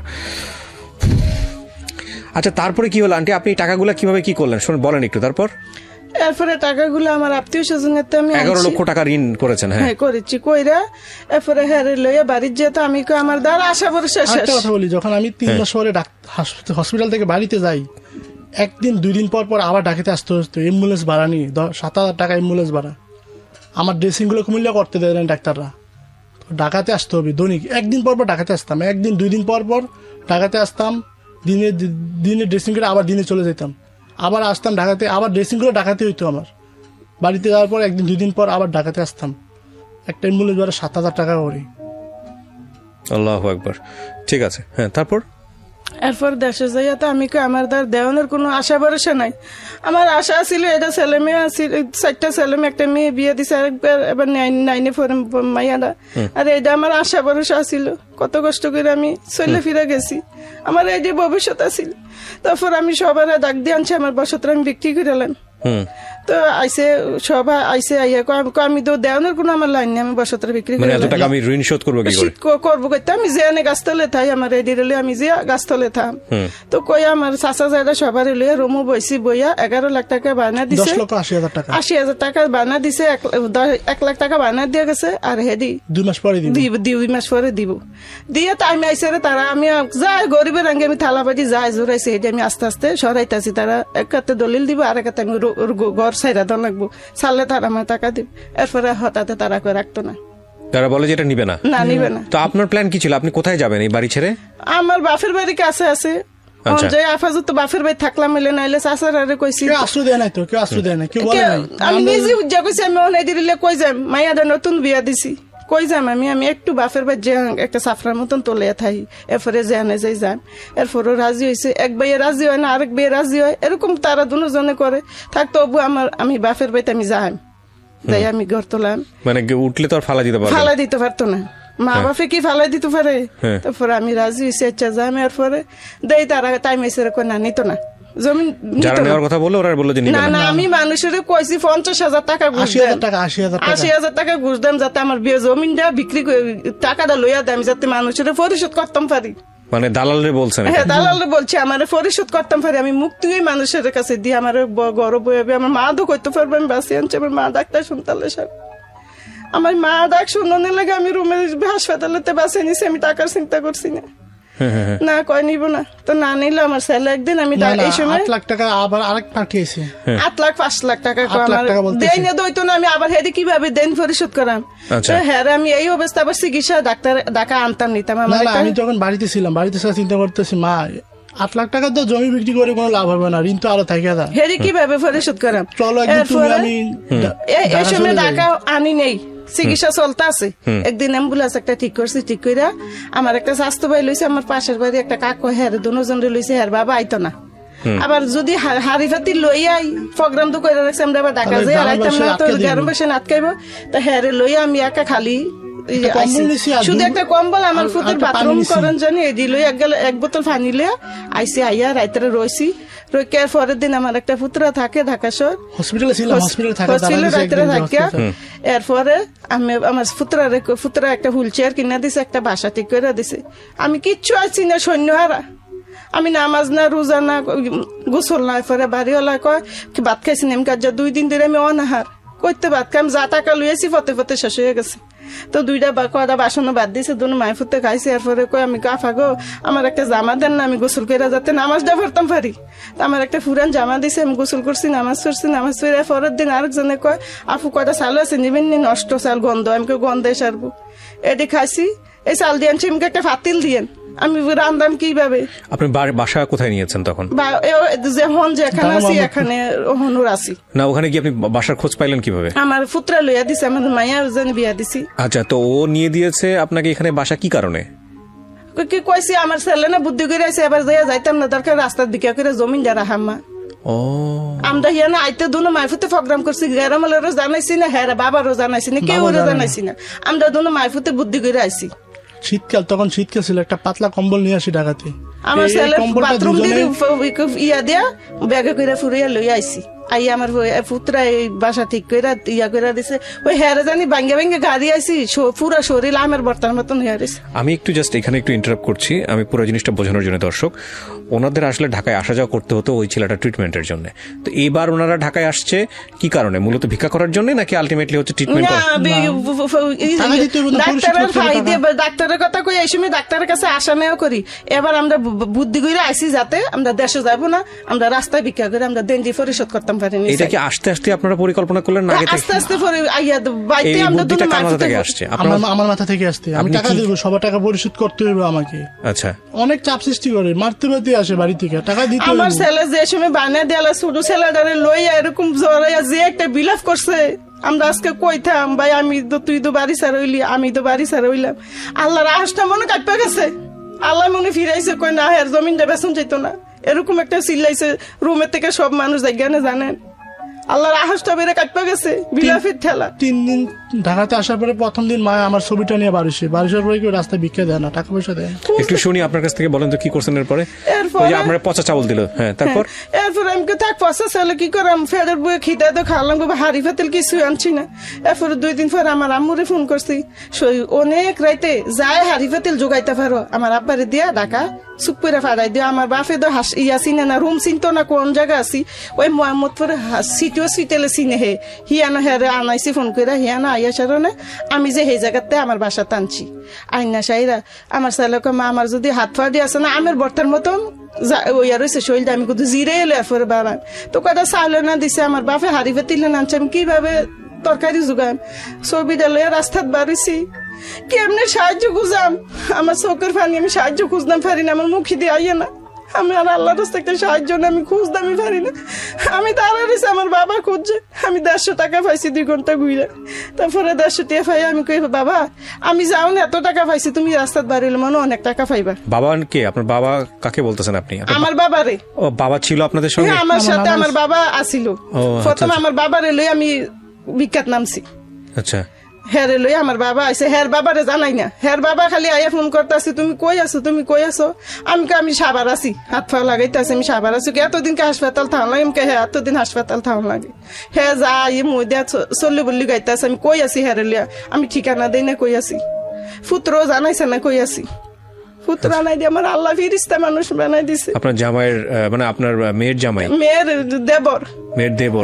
দেবর। আচ্ছা, তারপর? এরপরে তো শুক্রবারের দিন তো এই 150 আপনি টাকা ওরে বললেন যে বাবা তুমি গেলে পয়সা করে বেশি পাবে। হ্যাঁ বাবা তুমি গেলে পয়সা পাইবে, আমরা যখন 2 ঘন্টায় 150 টাকা পাইছি, তুমি গেলে অনেক টাকা পাইবে। মা যেদি পাইছে, যেই স্যালারি দিছে এদি দেখো আমার শরীরটা কত সুস্থ হয়ে এলো, আমার বর্তার মতন মা জাকি হয়ে রয়েছে, আমার শরীরটা শুধু সুস্থ হয়ে সারলে তারপর আমি বারাম যাও, তারপর আর পুত্রেরও কয়ও না দুজোর করে তো এদি আমরা কতদিন ধরে খাইতে আসি। এরপরে হ্যাঁ রাস্তাতে আমার পুত্রাই নিয়ে মসজিদে প্রথম আমার যখন বিক্রি করতো না, আমি প্রথম আমি 1 টাকা পেয়েছি, তখন রাস্তায় শুধু কানতেছি, প্রথম জীবনে আসছে ফার্স্ট বিকেট নামলাম। আজকে কোনো নিজে কাজ করে খাইছি, রাস্তায় মারি গেছি, কারোর কাছে চায় নাই, আজকে বিজ্ঞান আনতে করছি আজকে। এরপরে শুক্রবারের দিন আমার পুত্রে মসজিদে মাইক দিয়ে কইয়া দিছে, হুজুরও কইয়া দিছে, আমার বাবা বইয়া দিছে, আমি রাস্তাত বার করে দিয়ে আমার ছেলেটারে আমি দরজা দিয়ে বন্ধ করে আমি এমন চিল্লাইতেছি আল্লাহর কাছে, আল্লাহ আমি সন্তান ছিলাম কি রাস্তাত ভিক্ষা করণের লেগে, আমি দরজা দিয়ে বাড়ি দেন নামাজ ফিরে খালি আল্লাহর কাছে কইছি, আল্লাহ আমারে কি এরকম সন্তান দিছে। থাক মা ডাক্তার তো শুনতাম, মা ডাক দিবে, আল্লাহ কেউ আর মার বুক এরকম নষ্ট করো না, আল্লাহ তুমি আমার করছো, আল্লাহ কেউ আর মা নষ্ট করো না। আমি নামাজ পড়ি, কোরআন শরীফ পড়ি, আমার ছেলে নামাজ পড়ছে, কোরআন শরীফ পড়ছে, তাজ্জুদ নামাজ পড়ছে ওইটাই বয়সে, কেন আমার এরকম করলো? 1 মাস আমি 15,000 টাকার মতন আমি ভিক্ষা করে পাই, 15,000 টাকা। কি করতেন ভিক্ষা করতে? মানে আপনি তো চলাচল করতে পারতেন না। একটা হুইলচেয়ার কিনি 4,000 টাকা দিয়ে। তারপর এই 4,000 টাকা দিয়ে হুইলচেয়ার কিনে আমার নানা, অনেক বৃদ্ধ মানুষ, আমার নানা আমার নিয়ে ঘুরতো। 15,000 টাকা পাওয়ার পরে আমি 15,000 টাকা ঋণ দিই, আমার মা এই 15,000 টাকা নিয়ে দেশে যায়। দেশে যে হের বাবা খালি কইতাছে, আমি কই আছি ঠিকানা দেই না, আমি এতদিনকে হাত পা লাগান লাগে না, আমি উসুলে দৌড়াইছি সাবার যে হাত লাগাম, আমি একটা করে বাড়ি প্রোগ্রাম করে এরকম লইয়া বাড়ি আইছি। এরপর আমি হের নানারে হের আমি রুম হালাইয়া তারপর আমি একদিন গেছি বাড়িতে গেছি। বাড়িতে যাইয়া তারপর আমি আত্মীয় স্বজনরা আমি কইতে আসি আমি এরম রাস্তা আসি দেনলার কইতে আসি আমার বয়সত্র বিক্রি করতে দিয়েন না, যদি আমি দিতে পারবিনি তুই দিতে, আমি ইনশাল্লাহ দোয়া করেন আমি ফারাম আপনার আমারে কত যদি ফারাস আমি আস্তে আস্তে আমরা ভাঙ্গা নেন যা তুই দিস। এরপরে হের বাবারেও কই আইসি না কি করি, হের 2-3 দিন থাকি আমি আইয়া লাইছি। আইয়ার পরে হের বাবারে ফোন কইরা তারপর আইনা দেখাই দিছি না ওই এই রাস্তা আমার বাপি লইয়া যায়, তুমি এবার চাও দেখে আমরা কি করি মাইফুতে আমরা ঢাকা শহর। তাই হ্যাঁ দেখা যাইয়া তারপরে দেশে গেছি গা, আমিও দেশের কইয়া টইয়া আইসি। ওর বাপরে দেখানোর পর বাপ কি বললো? বাপে কয় থাক আমিও কিছু করি তোমরাও কিছু করো, চাই দিন দিনে দিতাম পারি। মানে বাবাও মেনে নিয়েছে বিষয়টা? হ্যাঁ বাবাও মেনে নিয়েছে। উনি আপনার জামাই কি করেন বাড়িতে? বাড়িতে কিছুই করে না, স্বাস্থ্য বেশি ভালো না। আচ্ছা, এই তো বড় ছেলে? হ্যাঁ বড় ছেলে, আর 2টা মেয়ে, একটা মেয়ে বিয়ে হয়ে গেছে। আর মেয়ের বয়স কত? আরেকটা মেয়ে এবার 9-এ পড়ে। 9-এ পড়ে। আর ছোট ছেলেটা? ছোটটা 10 বছর। তো ঠিক আছে, তারপরে কি হলো? আপনি টাকা শোধ করা শুরু করলেন, তারপর? এরপরে কিস্তিতে তুইলে কিস্তিওয়ালা কেউ আমারে টাকা দেয় না, তো আস্তে আস্তে যে বিশ্বাস করে দেয় হ্যাঁ দেয়, তো কিস্তি তুইলা পরিশোধ আস্তে আস্তে করতে আসি। আচ্ছা, তো এখন কিভাবে কি হয়, কি করেন আপনারা? না আমি আমার বাবা আজকে 2 মাস ধরে গেছে, এরপরে ছোট ছেলেটা রাস্তায় লইয়া যা আমি 2-3টা বাসা আমি একটু কাছ থেকে শুনি। এখন ওই বাসাতেই আছেন আপনারা? আগের বাসাতেই আছে। কি করেন আপনি দিনে দিনে? আমি দিনে দিনে সকালে ফজর নামাজ পড়ি মসজিদে। আমার ভাই ছোট ভাই 10 বছর, ও নিয়ে যায় মসজিদে ফজর নামাজ পড়ি, রাস্তায় ভিক্ষে করি। ভিক্ষে করে যা পাই তা আমি মার কাছে দিই, কেননা আমরা কিস্তি থেকে ঋণ উড়াইছি অনেক টাকা, এইগুলা প্রত্যেক মাসে মাসে কিস্তি দিতে হয়, ঋণের টাকা পরিশোধ করতে হয়, যে আমার চিকিৎসা যে অনেক টাকা গেছে এগুলো পরিশোধ করতেছি। আপনার ফ্রেন্ডরা কোথায় এখন? যারা আমার বন্ধু বান্ধব এখন তো ওরা তো জব করে না, ওরা তো পড়ালেখা করতেছে, বিভিন্ন বিশ্ববিদ্যালয় আছে, পাবলিক বিশ্ববিদ্যালয় আছে, মেডিকেল আছে, ওরার কারণে আজকে আমার বেঁচে থাকা। ওরা রাস্তা মানুষের কাছ থেকে টাকা উঠাইছে, উঠে আমাকে ট্রিটমেন্ট করার জন্য অনেক টাকা দিয়েছে ওরার কারণে আজকে আমি এই পর্যন্ত আসা। আপনার এই সারাদিন এরকম ভিক্ষা করে কিভাবে ভিক্ষা করতে হয়? হুইল চেয়ার নিয়ে আপনার নানা ঘুরে? আমার নানা তো স্বাস্থ্য খারাপ হয়ে গেছে, এখন নানা দেশে চলে গেছে। এখন আমার 10 বছর ছোট ভাই, ও সকালে 10টার সময় আমরা ভিক্ষা করে আসি, প্রধান নামাজ আসার পরে আমার ছোট ভাই স্কুলে যায়। মানে আপনাকে নিয়ে ঠেলে ঠেলে ভিক্ষা টিক্ষা নিয়ে তারপর সে স্কুলে যায়? না, হ্যাঁ, আবার বাসায় আসি 10টার দিকে, সকালে ফজর টাইমে বেরিয়ে বাসার দিকে আসি 10টা, তারপর আমার ভাই আবার স্কুলে যায়, ছোট ভাই স্কুলে ভর্তি করেছি। যাওয়ার পরে সবাই বলতেছে না ওর তো ভবিষ্যৎ আছে, গ্রামের বাজারে সবাই মিলে টাকা উঠাই ওর স্কুলে ভর্তি করেছি। 10টার দিকে স্কুলে যায়, আবার স্কুলতে আসার পরে আবার বিকেলে বেরোই। আমাকে তখন বাজারে দিয়ে এক কোনায় বসাইয়া আবার স্কুলে যায় ছোট ভাই। তো ওর বেসিক্যালি এখন খেলাধুলার বয়স, ও আসলে খেলাধুলা কিছু করে না, আপনাকে নিয়ে নিয়ে এভাবে ঘুরে। আমাকে বাজারে বসাই দিয়ে আবার স্কুলে যায়। আপনি একটা জায়গায় বসেন প্রতিদিন? আমি প্রতিদিন একটা জায়গায় বসি। কোথায় বসেন? আমি মোহাম্মদপুর কৃষি মার্কেট বসি। মোহাম্মদপুর কৃষি মার্কেটের ওখানে বসেন? তার মানে আপনাকে ওখানে যারা চলাচল করে তারা সবাই চিনে? মোটামুটি সবাই চিনে। বসাই দিয়ে স্কুলতে যায়, আবার স্কুলতে নিয়ে আবার বাসা নিয়ে আসে। আসার পরে বাসায় উঠতে এত কষ্ট জানেননি আমার। কয়তলায়? নিচতলায়, রাস্তা থেকে বাসা অনেক উপরে। আমার মা একা হুইল চেয়ার, আমি বলছি মা তোমার পাটা দিয়ে আমার পেছন দিয়ে লাথি দাও, লাথি দিলে একটু সহজ হইব, লাথি দিয়ে বর করে রাখলে উঠতে আর সহজ হইব বাসায়। আমার হুইল চেয়ার একবারে রুমে, আমাদের খাট ছিল না প্রথম থাকার জন্য। বাথরুমটা করে কিভাবে? আমি কমরে করাই। আপনি ধরে ধরে নিয়ে গিয়ে বসান? না না, এমনি একটা শোয়ার ভিতরে কমর দিয়ে আমার অভ্যাস হয়ে গেছে করাইতে। আজকে 2 বছর যাবত আমি শোয়াতে পায়খানা করি, প্রস্রাব করি। পায়খানা প্রস্রাবের যন্ত্রণা কত কঠিন। আমি রাস্তা পায়খানা করে দিই মাঝে মধ্যে, এই পায়খানা লইয়া ঘুরি, অনেক কষ্টে আছে। ভিক্ষে করা এত কঠিন, মানুষের কাছে জীবনটা আসলে খুব ভয়ঙ্কর রকম কঠিন। মানুষের কাছে চাইলে দেয় না, 20 জন চাইলে 2 জন 5 জন যায়। এখন তো করোনার পরিস্থিতি, মানুষের তাড়িয়ে দেয়, দূরে যাও। যারা বিক্রি করে রাস্তায় তারা কত কষ্টে আছে। এখন তো গরিবরা অনেক কষ্টে আছে, তারা তো খুঁজে পাইতেছে না। করোনার সময় কি করলেন? মানে এই সময়টাতে কি মানে ভিক্ষা টিকা দিতে চাইতেন লোকজন? না, দেয় না, এখন দেয় না। এখন তো শহরে আছি তো, টোকেন লাগে, সাহায্য পেতে হলে আইডি কার্ড লাগে। ঢাকা শহরের আমাদের আইডি কার্ড নাই, আমাদের তো কুমিল্লার আইডি কার্ড। একদিন এক মধ্যবিত্ত এক স্বনামধন্যবান ব্যক্তি আমার ধানমন্ডি মসজিদে বিক্রি করতে যাই, যার পরে ওনাকে দেখা হয়। আমাদের গ্রামের অনেক ধন্যবান ব্যক্তি, হ্যাঁ, দেখার পরে আমি বলছি আব্বা আজকে কারোর কাছে খুঁজবো না, আজকে যেহেতু উনি এমপি বর্তমানে, হ্যাঁ কারোর কাছে খুঁজবো না, ওই স্যারের সাথে দেখা করলে উনি অনেক টাকা দিব। সবাই চিনছে আমাকে, ওনার যেই আইপিএস সিকিউরিটিগুলো আছে সবাই, ড্রাইভার সবাই দেখছে আমাকে চিনছে, যে তুমি আজকে গ্রাম থেকে ঢাকা শহরে আইসো ধানমন্ডিতে। আমি বিক্রি না করে আমি এক রাস্তার পাশে বসে রয়েছি, যে স্যার আমার মনে হয় অনেক কিছু টাকা, অনেক টাকা দিব।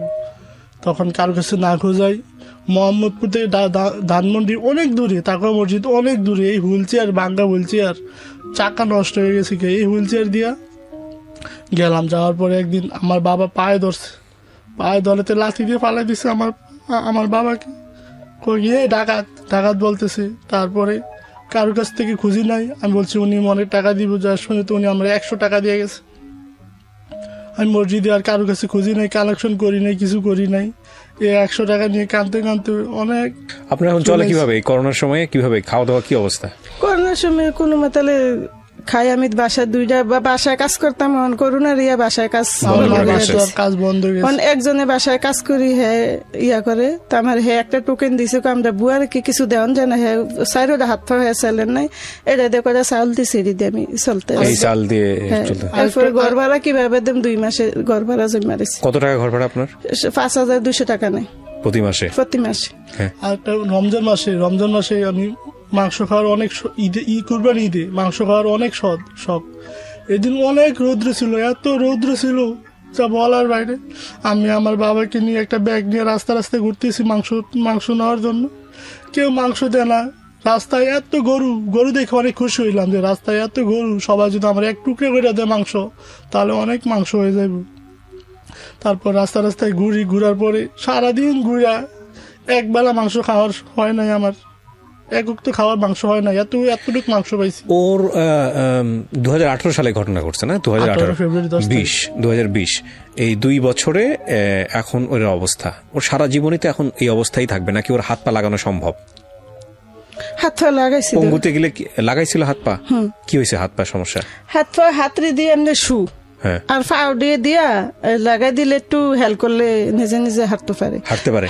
তখন হাত পা লাগে যদি হেঁটে ডিং দেয় তো আমি দিম কিভাবে, রাস্তাত কোন সময় আমি হাঁটতে পারতাম, অনেক হাঁটতে পারতাম। যখন তারপরে যখন আমি ভিক্ষা করে দিত, এখন তো সারাদিন ভিক্ষা করে আসি, রাত্রে আবার হাঁটা সম্ভব না, এখন প্র্যাকটিস করতে পারতেছি না। আবার রাত্রে টিউশনি করাই আমি, রাত্রে পড়ান, রাত্রে আমি 2 হাত নেই পা নাই, আমি খাটের উপরে শুয়ে আমি 4 জন পড়াই। বাসার দূর থেকে কেউ আসবো না, আমি গরিব মানুষ, হাত নেই পা নাই, ছোট বাচ্চারা কাছে আসে না, আমার কাছে ভয় পায়, 2টা হাত নাই পা নাই, কাছে কেউ আসে না। আমি 4 জনের টিউশন করাই। কোন ক্লাসের? 2তে পড়ে, 3তে পড়ে, ছোট বাচ্চাদেরকে পড়াই। আচ্ছা, অনেক কষ্ট করে আমি নিজে লেখার জন্য প্র্যাকটিস করতেছি, আমি নিজে পড়ি রাত্রে, আমার ছোট ভাইকে পড়াই। আপনি নিজে পড়েন মানে কি? আপনি তো ইন্টারমিডিয়েটে পড়বেন, আবার এরকম শখ আছে? ইন্টারমিডিয়েট তো আমার কমপ্লিট হয়ে গেছে। তো আপনি ইন্টার রেজাল্ট কি ছিল? 4.17 এসএসসি 4.94 আউট অফ 5। জি আচ্ছা, এই কোন মানবিক ব্যবসা শিক্ষা কমার্স থেকে? তাহলে আপনার এখন গ্যাপ কত? 2 বছরের? 2 বছরের গ্যাপ। তারপরে আপনি আবার বিশ্ববিদ্যালয়ে পড়তে চান? জি, আমি সবাই বলতেছে, রাস্তায় ঘুরতেছি, সবাই বলতেছে তুমি ভর্তি হও। আমি লিখতে ট্রাই করতেছি, আমার পায়ের হাতের গুলা মাথাগুলো ব্যথা করে, আমি তাও কষ্ট করে লিখি, খাতায় লিখি, চেষ্টা করতেছি আমি। আবার আপনার দেনা কত এখন? ধার দেনা কত? আমার 7-8 লাখের মতো। হ্যাঁ, আমার ছেলে আশা আছে যদি দেনদি পরিশোধ করতে পারে, আবার স্কুল কলেজে ভর্তি বিশ্ববিদ্যালয়ে আবার ভর্তি হইতে আশা আছে। তখন দেনদি পরিশোধ করলে যদি ভর্তি করে দিত, আমি দেনদি কিভাবে পরিশোধ করাম? তার লাগে কইতাছে আমি যদি দেনদি পরিশোধ করতাম পারি আমি আমার ভর্তি হয়ে যাই। এরকম মানে এখন আপনার উপার্জন বলতে গেলে এই ভিক্ষারায়? হ্যাঁ, ভিক্ষারায় এছাড়া আমার কোনো। দর্শক এবং শ্রোতা, বুঝতেই পাচ্ছেন যে ওদের জীবনটা কতটা মানবেতর এবং এখানে একটা সম্ভাবনা লুকিয়ে আছে। এই ছেলেটাকে আবারও আমরা চাইলে পড়াশোনায় পাঠাতে পারি, ওর রেজাল্টও ভালো।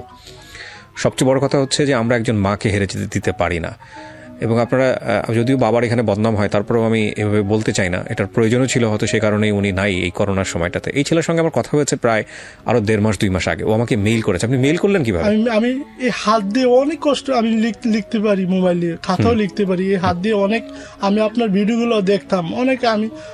আমি কিস্তিতে টাকা দিয়ে আমি একটা মোবাইল কিনি, কেউ আমাকে কোনোদিন মোবাইল কিনে দেয় নাই। আচ্ছা, আমি এই ভিক্ষার টাকা দিয়ে আমার কিস্তি অনেক রয়ে গেছে, মোবাইল জানি কিনছি আমি, আচ্ছা ব্যাংকেতে ঋণ করে আমি মোবাইল কিনছি। মা আচ্ছা। বলছে অনেক ঝগড়া হয়েছে মোবাইল কিনা কিনতে নিয়ে। গিয়ে, মা আমার তো সময় জানা, আমি বন্ধু বান্ধবরা তো আমি বন্ধুর সাথে যোগাযোগ রাখতে পারি না, আমার তো মোবাইল কিনে দাও। হ্যাঁ। তখন মা ঋণ কিস্তি থেকে টাকা উঠে আমাকে তো মোবাইল কিনে দেয়। আচ্ছা, তো তখন ওইটাতে আমার- আপনি টাইপ করেছেন এইভাবে? তখন মোবাইলটা নেওয়ার পরে আমার অনেক কান্নাকাটি, আমি জীবনে কোনোদিন মোবাইল চালাতে পারি না, এত ভালো মোবাইল, এখন আজকে আমার হাত নাই পা নাই, আমি কিভাবে চালাবো মোবাইল।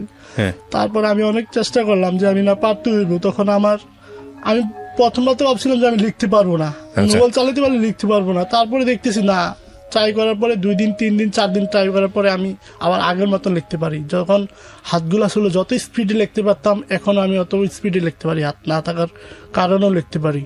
আমি এই হাত দিয়ে আমি আপনার কাছে ইমেল পাঠাইছিলাম। আপনি আমি কয়টা জি- ইমেল পাঠিয়েছেন? আমি পাঠাইছিলাম 4টা মতন, 4টা। আপনি অনেক ভাগ্যবান যে যে কটাই পাঠিয়েছেন আমার চোখে পড়েছে। চোখে পড়ার পর আপনার সঙ্গে আমার ফোনে আমি কথা বিশ্বাস হয়েছে। করি না যে আমার রিপ্লাই হ্যাঁ। পাবো, আমার কোনো নিশ্চয়ই ইয়ে আল্লাহ নাই। এখানে ভালো কিছু রেখেছেন বলেই চোখে পড়েছে। আমাকে মিডিয়া দেওয়ার জন্য আমার মা রাস্তা সাংবাদিকের কাছে ঘুরছে। ও আচ্ছা। রাস্তায় ওর এক শিক্ষিত মানুষ ওকে কিছু করে দেন, কেউ আসে নাই। কেউ আসে নাই না, না আসার পেছনে কারণটাও আছে, কারণ রাস্তায় গেলে তো এরকম অনেক মানুষকে দেখা যায়, হয়তো বা ওইভাবে ইমোশনালি টাচ হয় না। আপনার মেইলটা পড়ার পরে আমার কাছে যে জিনিসটা খুব টাচি লেগেছে সেটা হলো যে আপনি আবার পড়তে চান, কিন্তু 2 হাত পা না থাকার কারণে আপনার এই অবস্থা। দেন আপনার সঙ্গে আমার ফোনে কথা হয় আরো 1 মাস আগে। তখন আপনি আমাকে বলেন যেটা যে আপনার বাবাও নাই, আপনার বাবা চলে গেছে করোনার এই পরিস্থিতির কারণে, আপনাকে রেখে এখানে চলে গেছে, এবং আপনি এবং আপনার মা মিলে এই যুদ্ধটা করতেছেন। আমরা চাইলেই এটা পারি, আমরা চাইলে পারি ওকে আবারও বিশ্ববিদ্যালয়ে পাঠাতে, ওকে পড়াশোনাতে পাঠাতে। ভিক্ষাতে এরা থাকতে চায় না, এবং এটা খুবই অবর্ণনীয় একটা জীবন। এই অবর্ণনীয় জীবন থেকে আমরা চাইলেই ওকে বের করে নিয়ে আসতে পারি। আমার ছোট ভাই 10 বছর রাস্তায় কতবার অ্যাক্সিডেন্ট করছে জানেন? আমার হুইল চেয়ার উল্টে অনেক দূরে গেছি, গিয়ে গড়িতে হুইল চেয়ার ভেঙে গেছে। এগুলো আসলে বর্ণনা করতে গেলে ঘন্টার পর আমার ছোট ঘন্টা চলে ভাইটাকে যাবে। নিয়ে- আপনারা সিচুয়েশনটাকে একটু বোঝার চেষ্টা করবেন, এবং আমি আপনাদেরকে বিনীত রিকোয়েস্ট করছি যে এই ফ্যামিলির জন্য আপনারা যদি কিছু করতে পারেন, আপনারা নিশ্চয়ই এদের পাশে দাঁড়াবেন। ভিটে মাটিটা থাকুক, আর নিজের পায়ে দাঁড়িয়ে যাক। শুধু এতটুকু সাহায্য এদের জন্য আপনারা করেন। 7 থেকে 8 লক্ষ টাকা কোনো টাকাই না, এখানে লক্ষ লক্ষ মানুষ এটা দেখেন, লক্ষ লক্ষ মানুষ এটা শুনবেন। সো আপনাদের কাছে আমার এই আর্জি। আপনাদের কাছে বিকাশ নাম্বার নিশ্চয়ই আছে? কয়টা আছে। বিকাশ নাম্বার আছে? 2টা বিকাশ নাম্বার আছে, আবার 4টা আমার আছে জনতা ব্যাংকের অ্যাকাউন্ট আছে, অ্যাকাউন্ট আছে। 4টা নাম্বার আছে। নাম্বারগুলো কি বলতে পারবেন একটু? মুখস্থ বলতে পারবো 2টা, আর মুখস্থ 2টা বলতে পারবেন? দুটো যেটা মুখস্থ বলতে পারবেন একটু বলেন। কার নাম্বার? আমার ফোন নাম্বার। 2টাই আপনার? জি, বলেন। 01813513132। এটা হচ্ছে আপনার বিকাশ নাম্বার। বিকাশ নাম্বার। এছাড়া আর আরেকটা নাম্বার? 01704838696। আচ্ছা, আর 2টা নাম্বার? এটা কার নাম্বার দিতে চাচ্ছেন? আর এই 2টা না? 2টা আমার নাম্বার, আর 2টা নাম্বার আমার ভঞ্জামার নাম্বার। বনজামের উনারই 2টা? 2টা ওই 2টা নাম্বার একটু বলতে হবে। যে লেখা আছে, লেখা কাছাকাছি আছে? আছে মোবাইল আছে। মোবাইল আছে? 01721307471। আপনি দেখে দেখে বলেন, টেনশনের কোনো কারণ নাই। হ্যাঁ, আবার এই নাম্বারটা আবার বলেন। হ্যাঁ, 017 দেখে বলেন, দেখে বলেন। হ্যাঁ, 21307471। আচ্ছা, এর পরেরটা? 01820614124। আবার বলেন দেখে। 01820614124। ওনার নাম কি? মোহাম্মদ সুজন। উনি আপনার বোন জামাই? ছোট বোন জামাই। ছোট বোন জামাই। ছোট বোন? আপনার 2 বোন নাকি? 2 বোন। 2 বোনেরই বিয়ে হয়ে গেছে? এক বোন আমি পড়াশোনা করতেছি, ভিক্ষা করে রাস্তায় পড়াশোনা করতেছি। ওর তো পড়ালেখা বন্ধ হওয়ার পথে ছিল। আমি বলতেছি না, চান্স নিয়ে পড়াইতেছি, ওরকে আমি কিছু করাইতে চাই, বুঝছেন? ছোট বোন জামাই বলতে মানে বড় বোনের বিয়ে হয়নি?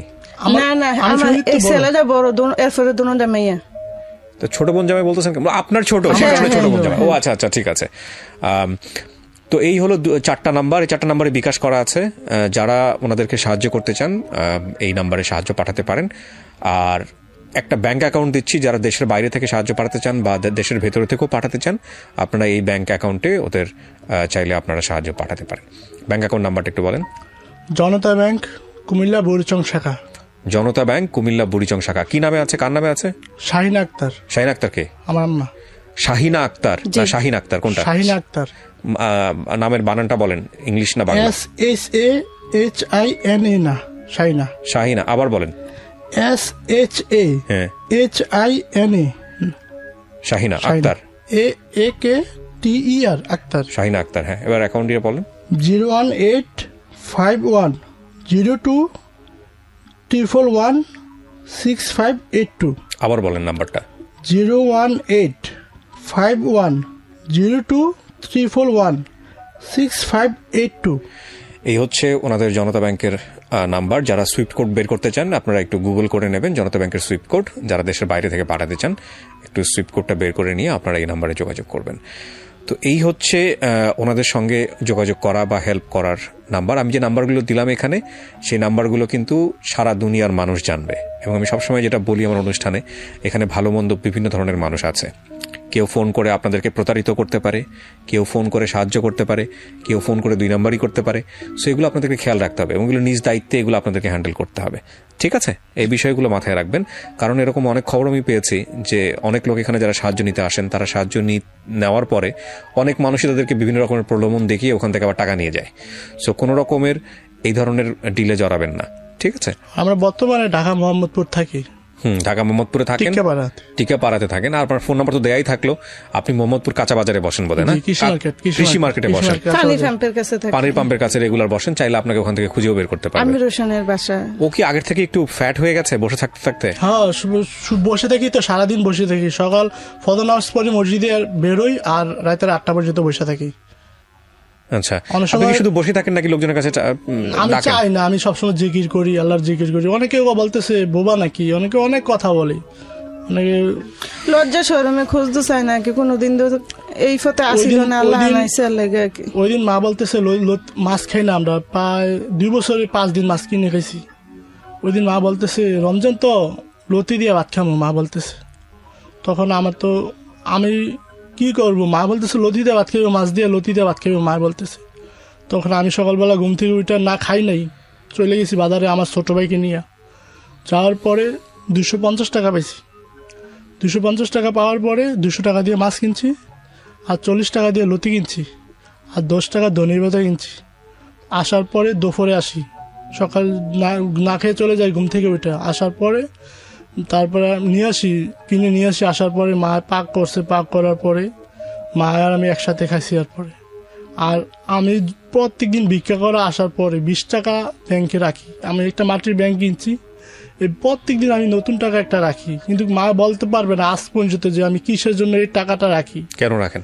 আমি রাখি, আমার জন্ম হওয়ার পরে আমার মার কোনোদিন কান স্বর্ণের জিনিস পরতে দেখি নাই। আমার মার কান এখনো ফাঁকা আছে খালি। আমার মা আমি জিনিস কিনে দেবো, প্রত্যেকদিন আমি 20 টাকা নতুন টাকা দিলে কেউ আমি রাখি। আমার মা বলতে পারবো না এখন আমি কিসের জন্য রাখি। আজ বললাম আমি যে আমার মাকে 2 জোড়া কানে দুল কিনে দেবো, 1 জোড়া না, আমি একসাথে 2 জোড়া কিনে দেবো। আল্লাহ চাই তো আপনি সেটাও পারবেন ইনশাল্লাহ। আমার মা বলতেছে বাবা আমি আমার মা কোনোদিন আমার কাছে বলে না, আমি মন থেকে আমি বাজারে গেলে মা কি খাইবো ওইটা কিনে আনি। আমার মায়ের কদিন ধরে অসুস্থ, ডিম কিনে আনছি, আসে ডিম খাইবো, আমি যেটা পারি এটা কিনে আনি। আর এত কষ্ট করে আনি যা বলার বাইরে। আমি একসাথে 2 জোড়া আমার কানে দুল কিনে দেবো মাকে। নিশ্চয়ই টাকা দিয়ে আমি 20 টাকা করে প্রতিদিন রাখি। আমি নতুন টাকা রাখি 20 টাকা করে ব্যাংকে, বড় মাটির ব্যাংকে রাখি। যে অনেক টাকা দরকার, অন্যের জিনিস তো অনেক দাম। নিশ্চয়ই হবে একদিন। আপনি আপনার খাওয়াই দেয় কে? আমার মা খাওয়াই দেয় অনেক সময়। আপনি নিজে নিজে খাইতে পারেন না? আমার মা যখন অনেক সময় দেশে যায়, আমি 3 দিনও না খেয়ে থাকি। আমি খাই না, আমি মার হাত ছাড়া আমি কেউ খাই না। মায়ের হাত দিয়ে ভাত খাইলে এত মজা, দুনিয়ার যারা খান নাই তারা এখনো বুঝবেন যে মার হাত দিয়ে খাবার খাওয়ার এত মজা। কিন্তু মা যখন থাকবে না তখন খাবেন কিভাবে? তখন আল্লাহ তো মায়ের অনেকে বলতেছে বিয়ে শাদী করতাম, অনেকে বলতেছে, কেননা মেয়ের তো আমাকে দেখে আসবে না। আমার যদি কিছু টাকা পয়সা থাকে, একটা মেয়ে যদি গরিব সংসারে মেয়ে আনি, ও তো খাতে হবে। প্রথমত হচ্ছে এই প্রশ্নগুলো আমি করছি প্রিয় দর্শক, আপনারা ওর ভবিষ্যৎ বা ওর ইকুয়েশনটা আপনারা বোঝেন। মা পৃথিবীর সবচাইতে শ্রেষ্ঠ সম্পদ, সবচেয়ে শ্রেষ্ঠ সম্পদ। এবং উদ্যানে বা ফলমাইটি আল্লাহ, মারাই ফাইট করেন। দেখেন যখন ওর শ্বাস নাই, ও যখন সবাই বলেছে যে ও মারা গেছে, মা বলেছে না যতটুকু আছে আমি, এবং অকাল সমুদ্রে মানে ঝাঁপ দিয়েছে 5,000 টাকা নিয়ে। তারপরে 11 লক্ষ টাকা খরচ করেছে। 11 লক্ষ টাকা কিভাবে কার কাছ থেকে কোনভাবে নিয়ে আসছে এটা বড় কথা নয়, কথা হচ্ছে সে খরচ করেছে ছেলেকে বাঁচানোর জন্য। এই ছেলেকে নিয়ে সে পাসপোর্ট অফিসে চলে গেছে যে সে দেশের বাইরে চলে যাবে, পকেটে টাকা মাত্র 5,000, সঞ্চয় বলতে কিছু নাই।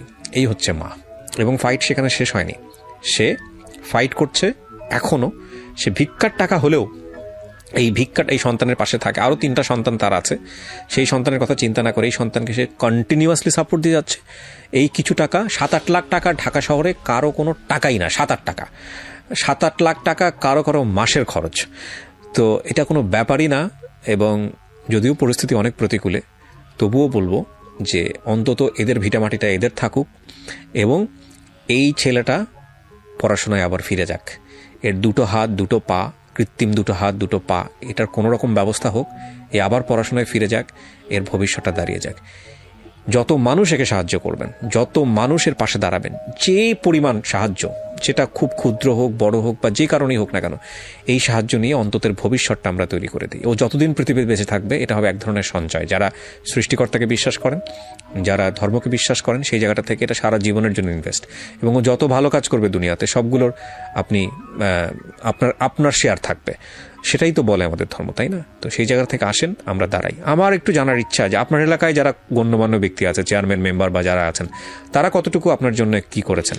আমি যে সময় হাসপাতাল তাই একজন, আমি তো মা কান্নাকাটি করতেছি, একজন প্রধানমন্ত্রী কার্যালয় অফিসের থেকে সাইডে হাত পা নাই, সারা বিশ্বে তো জানে এরকম একটা ছেলে, পড়ার শিক্ষিত মানুষ একটা হাত পা নাই, সারা বিশ্বে জানি না, জানতে মোহাম্মদপুর হসপিটাল গেছে, যাইয়া বার করছে রাজীবের আম্মুকে।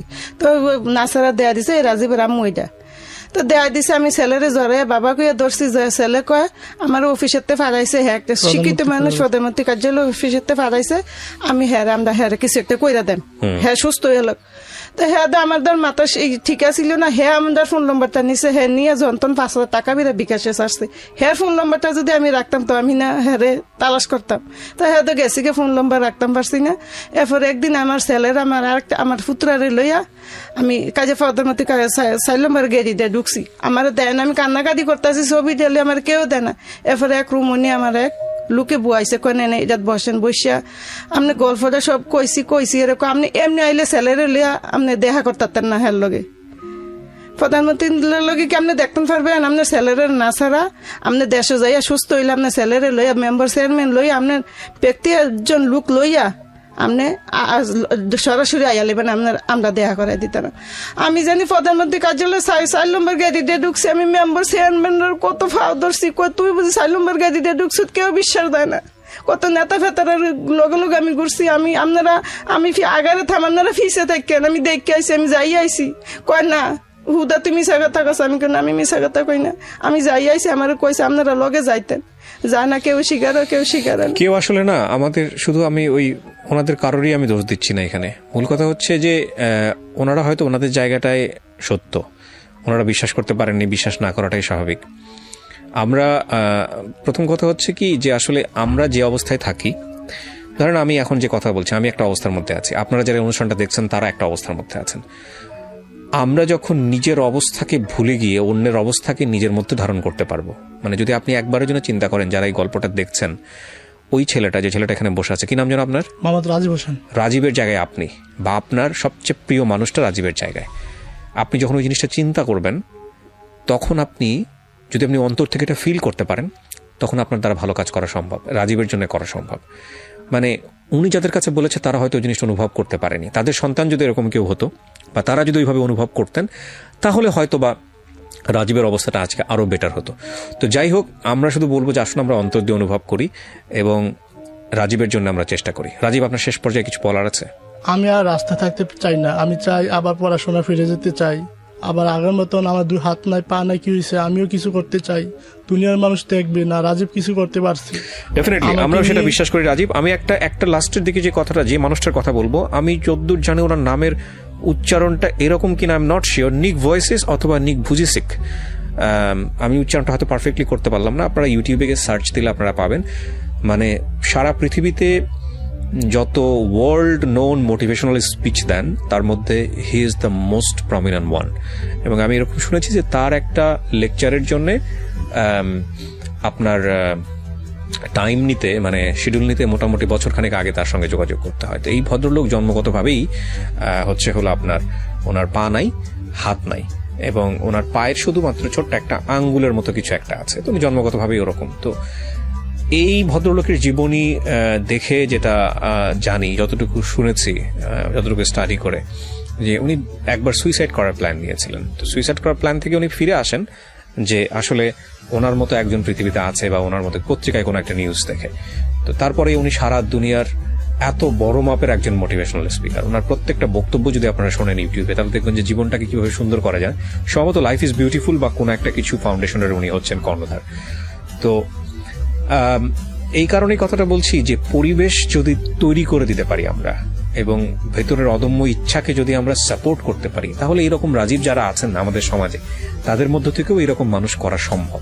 সো আমাদেরকে যেটা করতে হবে যে আমাদেরকে সেই পরিবেশটা তৈরি করে দিতে হবে। ও যেহেতু পড়াশোনা করতে চাচ্ছে, আমরা আসেন সবাই মিলে চেষ্টা করি আমরা যেন ওর পড়াশোনার দ্বারটা উন্মুক্ত করে দিতে পারি। ঠিক আছে? So thank you so much যারা এতক্ষণ আমাদের সঙ্গে ছিলেন, তাদেরকে আন্তরিকভাবে ধন্যবাদ জানাই। আপনাকেও ধন্যবাদ জানাই, আপনি কষ্ট করে আপনার ছেলেকে নিয়ে এখানে আসছেন। যেহেতু এখানে আসছেন with the name of almighty Allah, তাওয়াক্কালতু আলাল্লাহ, একটা কনফিডেন্টের জায়গা থেকে বলতে পারি, আমি জানি না করোনা পরিস্থিতি আমাদের সবাইকে অনেক বেশি আত্মকেন্দ্রিক করে দিয়েছে, সবারই ভবিষ্যৎ নিয়ে অনেক চিন্তা। তারপরও এটা সারা বিশ্ব জুড়ে, তারপরও আমি বলতে চাই যে নিশ্চয়ই আপনার ছেলের জন্য কোনো না কোনো ব্যবস্থা ইনশাআল্লাহ হবে। Thank you so much. ওয়ালাইকুম আসসালাম। আমি তখন বলতে পারি না। ওই রডটা লাগছে হচ্ছে হলো ওই ইয়ার সঙ্গে, তারের সঙ্গে। তারই নিচে ছিলাম তো, তারই লাগছে। আমরা ছিলাম রুমে, যাদের বাসায় কাজ করছিলাম, হেরা বলে নাই যে আমাদের ছাদের উপর দিয়ে এত বড় লাইন গেছে, তোমরা দেখে কাজ করো। ওহো। তখন লাগার পরে কেউ সবাই তাকিয়ে দেখতেছি, আমরা পড়তেছি, আমরা দুইজন, আমাদেরকে ছিটকে চল দূরে ফেলে দেয়, আবার কাছে টানে রড। আমরা তো রুমে ছিলাম তো, বাইরে হলে তো শর্ট করে ফেলে দিত, আর এখানে তো আপনার আবার কাছে টানে আনি, ইলেকট্রিসিটি টানে নিয়ে আসে কাছে আনি আবার শর্ট করে পরে ওয়াল আঘাত খাওয়ার পরে চুরি গেছে, মাথা বাতি গেছে, পুড়ে গেছে। আবার কাছে আসার পরে রড, ততক্ষণে রড গলে গেছে, তখন আমাদেরকে ছেড়ে দিছে। সরাতর পর কেউ কাছে যায় না, এত গন্ধ, কেউ কাছে ধরতে পারতেছে না। তোর বাড়ির মহিলারা কি করছে, আমি তো 5 ফুট 7 ইঞ্চি ছিলাম, আমি তো একটু স্বাস্থ্য ছিলাম, তখন আমাকে টানে হেসড়ে বের করছে মহিলারা। হ্যাঁ, মহিলাদের টানে হেসড়ে বের করছে বাথরুম থেকে। আমার পিঠের মাংস সব ছুলে গেছে, মাংস খুঁয়ে পড়তেছে। সাথে আর কে ছিল? আপনার মামা? না, মামা ছিল না, আমার হেল্পার ছিল। আমার ওর কি অবস্থা? ওর একটা হাত, ওর এত সমস্যা হয় নাই, ওর সমস্যা নেই। আমি একটা জিনিস বুঝলাম না, মানে রডটা আপনি উপর দিকে তুলেছেন, সেটা গিয়ে লাগছে ইয়ার সঙ্গে 11,000 ভোল্টের তারে, 11,000 ভোল্টের তারে গিয়ে লাগছে। তো এই রডটা আলটিমেটলি আপনার কোথায় ছিল? কিসের রড এটা? টিউবওয়েলের রড। এই টিউবওয়েলটা উঠে আপনার মোটর বসাইলাম। টিউবওয়েলের সাথে রড থাকে? ওই হ্যাঁ, গ্রামে রড থাকে, 20 ফুট রড থাকে। শীতকালে পানি থাকে না তো, তখন 20 ফুটের রড বসাইলে আপনার পানি আসে টিউবওয়েলে গ্রামে। রড মানে কি? রডের পাইপের কথা বলতেছেন নাকি? না, রড টিউবওয়েলে যখন চাপে তখন রড থাকে একটা। আমি জানি না, আমার আইডিয়া নাই। না, আমাদের গ্রামে 20 ফুট শীতকালে পানি থাকে না। ওইটা তুলতে গিয়ে উপরে হচ্ছে তার সাথে লাগছে। আপনার তো ধরা, ওটা তো আপনাকে মেরে ফেলার কথা। না, পুরো যখন 11,000 ভোল্ট যখন পর্যন্ত ছাই না হয় ততক্ষণ ছাড়ে না। তো এতক্ষণ তো আপনার ডেড হয়ে যাওয়ার কথা। মারা যাওয়ার কথা। তাহলে বেঁচে থাকলেন কিভাবে? সেন্স ছিল না। তারপর সেন্স নাই আমার, সবাই মহিলারা বাইর করছে। বাইর পরে আমার শরীরের মাংস খুঁয়ে পড়ে গেছে, অনেক মাংস খুঁয়ে পড়ে গেছে। আপনাকে যখন ওরা বের করছে তখন রডটা কোথায়? রড গলে ছাড়িয়ে গেছে। ও আচ্ছা, ওটার সাথে লাগছে, ওখান থেকে গলে ওখান থেকে ছেড়ে দিছে রড। আপনার হাতেই ছিল বা ওরকম কোনো কিছু ছিল? তারপর বার করছে। পুরো ঘটনাটা ওর মতো করে বলতে পারতেছে না সামহাও। ও ক্যামেরা দেখে অনেক বেশি নার্ভাস হয়ে গেছে। তবে এটা ঠিক যে ওর যে ঘটনা ঘটেছে সেটা আপনারা কিছুক্ষণের মধ্যেই দেখতে পারবেন। সামহাও ও সার্ভাইভ করে গেছে। কারণ আমি ইলেকট্রিসিটির ব্যাপারে আমি যেটা জানি, এই ধরনের ইলেকট্রিক শক মানে হলো যে মুহূর্তের মধ্যে মৃত্যু, কিন্তু সামহাও সার্ভাইভ করেছে এবং ওর সঙ্গে যে আছে সেও সার্ভাইভ করেছে। বাট এটা সার্ভাইভ না, এটা আসলে জীবন মৃত্যু যেটাকে বলে। তো কি হলে আপনার তখন আপনার সেন্স নাই? আপনাকে আমি কি শট খাইছি না খাইছি কিছু বলতে পারি না। আচ্ছা, তারপর আমাকে একটা সিএনজিতে উঠাইলো। উঠার পরে কুমিল্লা আমাদের মেডিকেল হসপিটালে নিবে। নেওয়ার পরে অর্ধেক রাস্তা নেওয়ার পরে সবাই বলতেছে না, হাসপাতাল নিয়ে কোনো লাভ হবে না, ও তো মারা গেছে, ওর শরীরের মাংস তো ঝলসে গেছে, ও কিভাবে বেঁচে থাকবে, আমরা বাড়িতে নিয়ে যাই ওকে, হাসপাতাল নিয়ে কোনো লাভ হবে না। তারপরে এক ভাই বলতেছে না, আমরা কুমিল্লা থেকে নিয়ে আসবো, কুমিল্লা আগে হাসপাতাল নিয়ে দেখি। তখন প্রথমে তো আমাকে কুমিল্লা মেডিকেল নিয়ে নেওয়া হয়। নেওয়ার পরে ডাক্তাররা বলতেছে মারা গেছে সম্ভবত, কোনো তো খবর নাই। 10-20 মিনিট পরে আমি একটা হামি দিই। 20 মিনিট পরে আমি একটা হামি দিই। হামি দেওয়ার পরে সবাই বলতেছে না বেঁচে আছে। তখন ডাক্তাররা আসে, দেখার পরে বলতেছে তাড়াতাড়ি আপনারা ঢাকাতে নিয়ে যান, এখানে আমাদের কোনো কিছু করার নেই। তখন আমাদেরকে যে মাংসগুলো জলসে গেছে, ছিটে পড়ে গেছে, এগুলা ব্যান্ডেজ করে দেয়। মেডিকেল থেকে। তখন তো আমার মার যে অবস্থা হয়েছে, মায় তো ধরে কুমিল্লা গেছে। কুমিল্লা যাওয়ার পরে মায় যাকে অ্যাম্বুলেন্স ধরতে পারছে, অ্যাম্বুলেন্স ধরার পরে মায়ের তো যে অবস্থা, আমার কাপড় ছিল না প্যান্টে, আমার শরীরে কোনো কাপড় ছিল না, আমি উলঙ্গ ছিলাম, শরীর পুড়ে গেছে। আপনার কি ওই সময় সেন্স ছিল? সেন্স ছিল না। তখন আমার মায়ের যে উন্নটা ছিল, উন্নটা দিয়ে আমাকে লুঙ্গি মতন বানিয়ে একটা প্যাচ দিছে, আমি তো উলঙ্গ ছিলাম, পুড়ে গেছে সব। আচ্ছা আচ্ছা। আমার মার উন্নটা দিয়ে আমার গামছা বাইতে দিছে। ওই ছেলেটার কি অবস্থা? যে ছেলেটা ওই ছেলেটা পুড়ে গেছে। ওই ছেলেটাকে বলছে যে টাকা নিতে হবে, আচ্ছা এখানে কোনো ট্রিটমেন্ট হবে না, টাকা নিয়ে যান। তখন আমার মার ওনাটা দিয়ে আমাকে প্যাচ দেয়। প্যাচ দেওয়ার পরে ঢাকা মেডিকেল নেওয়া হয়। তখন আমার কাশপুর যাওয়ার পরে, আমাদের বাড়িতে কুমিল্লা কাশপুর যাওয়ার পর আমার অ্যাম্বুলেন্সে জানা নেই। আমি একবার তাকাই দেখলাম যে আমি কাশপুর আসলাম, কি হয়েছে আমার, আমি জানি কানেক্টর রাখছি, আমি বলতে পারি না। আমার তো চিৎকার চেঁচামেচি চলতে আছে, জ্বালা যন্ত্রণা এত কঠিন, পোড়া রোগীর মতন কঠিন দুনিয়াতে আর নাই। তখন আমি জ্বালা দিয়ে তাকার পরে দেখলাম আমি কাশপুর। আমি বলতেছি, মা কাশপুর কা, তোমরা কাঁদো কা। সবাই কাঁদতেছে। মামা ছিল তখন, আমার নানা ছিল, নানারা ছিল, সবাই বসে কাঁদতেছে। আমি কিছু, কি হয়েছে আমার তো কিছু হয় নাই, তোমরা কাঁদো কা। তো মা বলতেছে, তোর তো কিছু হয় নাই, সমস্যা নেই, আমরা ঢাকা থেকে আবার বাড়িতে চলে আসবো তোকে নিয়ে। তারপর আবার সেন্স চলে গেছে।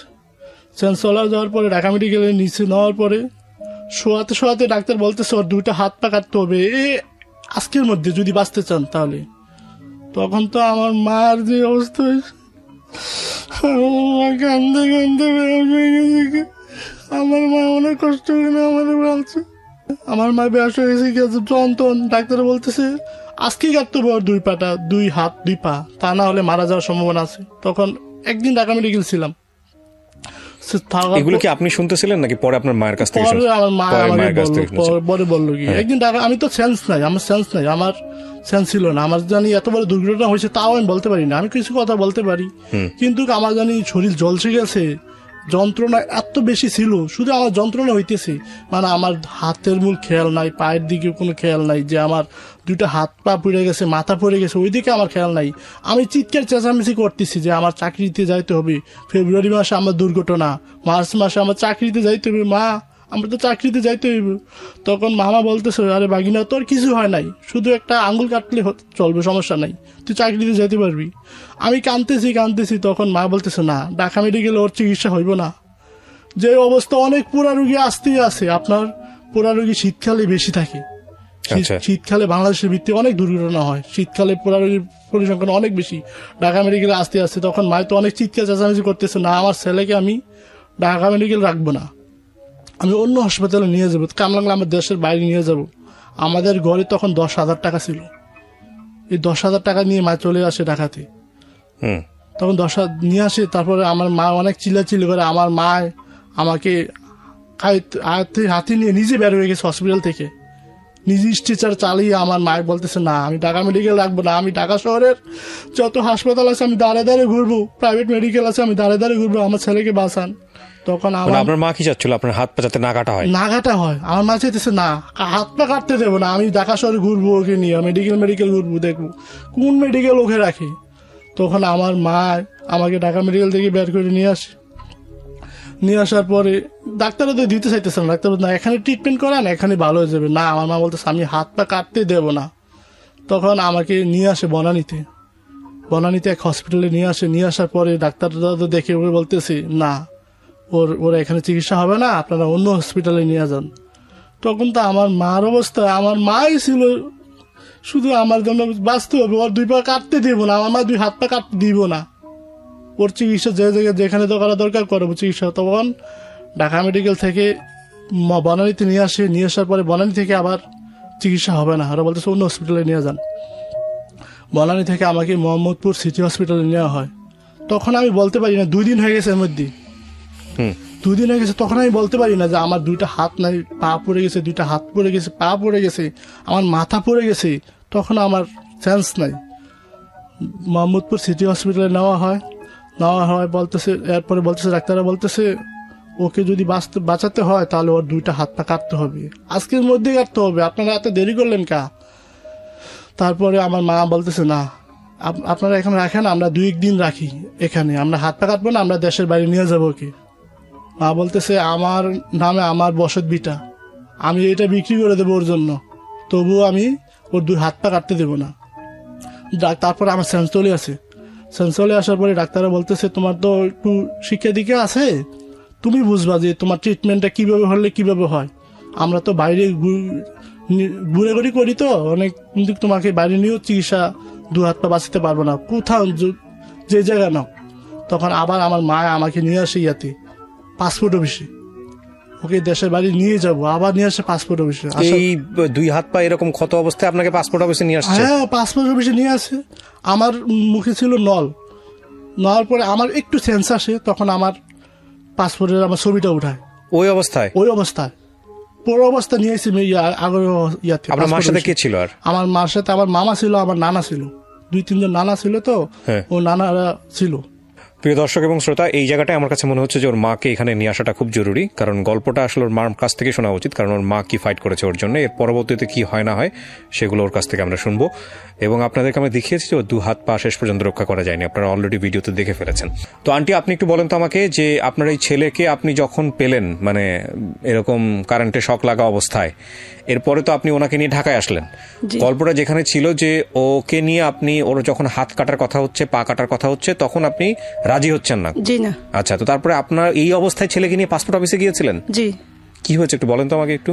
আমি হেরে যেন ঢাকা মেডিকেল আনিয়া শোয়াইতে কয় হ্যাঁ সাইডে হাত পা কাটতে লাগবে। আমি মা হয়ে যদি কয় সাইডে হাত পা কাটতে লাগবে, আমি মা এই সময় আমার দিদা ছিল না। তো হাত পা কি অবস্থায় ছিল ওনার? হাত পা পুইরে আমি লাগিয়ে গেছে, পুইরে একবারে লাগিয়ে গেছে। আমি অ্যাম্বুলেন্সে আমি কান্দা কাদি করি আর উল্টে চাইতাছি। আমার লগে আমার একটা ভাই আছে, তখন সেন্স ছিল? হ্যাঁ, তো কোনো খবর নাই, মারার ফাতে যাইয়া রয়েছে। অনেকে কইছে নেওয়া লাগতো না, মারা গেছে। তো অনেকে আবার নিয়ে দেহ দম টুম আসেনি।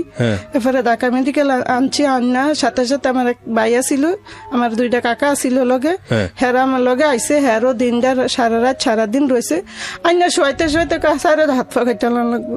আমি এই সময় কি করেছে আমি নিজেও কইতারি না। আমি আর আমার ছেলেটা স্যার কি হয়েছে, 21 দিন বাকি আছিল, আমার ছেলেটা সাইরে হাত পা কাটতে লাগবে, আমি কিভাবে বাঁচাম? কোথায় চাকরি হয়েছিল? পল্লী বিদ্যুতে? পল্লী বিদ্যুতে স্যার। ওখানে 1 লাখ টাকা কিভাবে পেয়েছেন আপনি? 1 লাখ টাকা আমার ভাইয়ে আমারে দিছিল।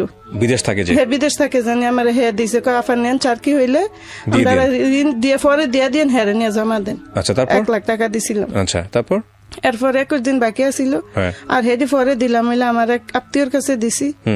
তো হেরও ফোন করছি, হেও আইসে। হ্যাঁ, সাথে সাথে ফোন করছে। আমি কইছি রাজীবে কারেন্টেরও লাগজাম না আইয়েন। হ্যাঁ আমরা আনার সাথে সাথে আইসি। আইয়া জড়াইয়া দইরা কইলাম আমার ছেলেরে বাঁচান।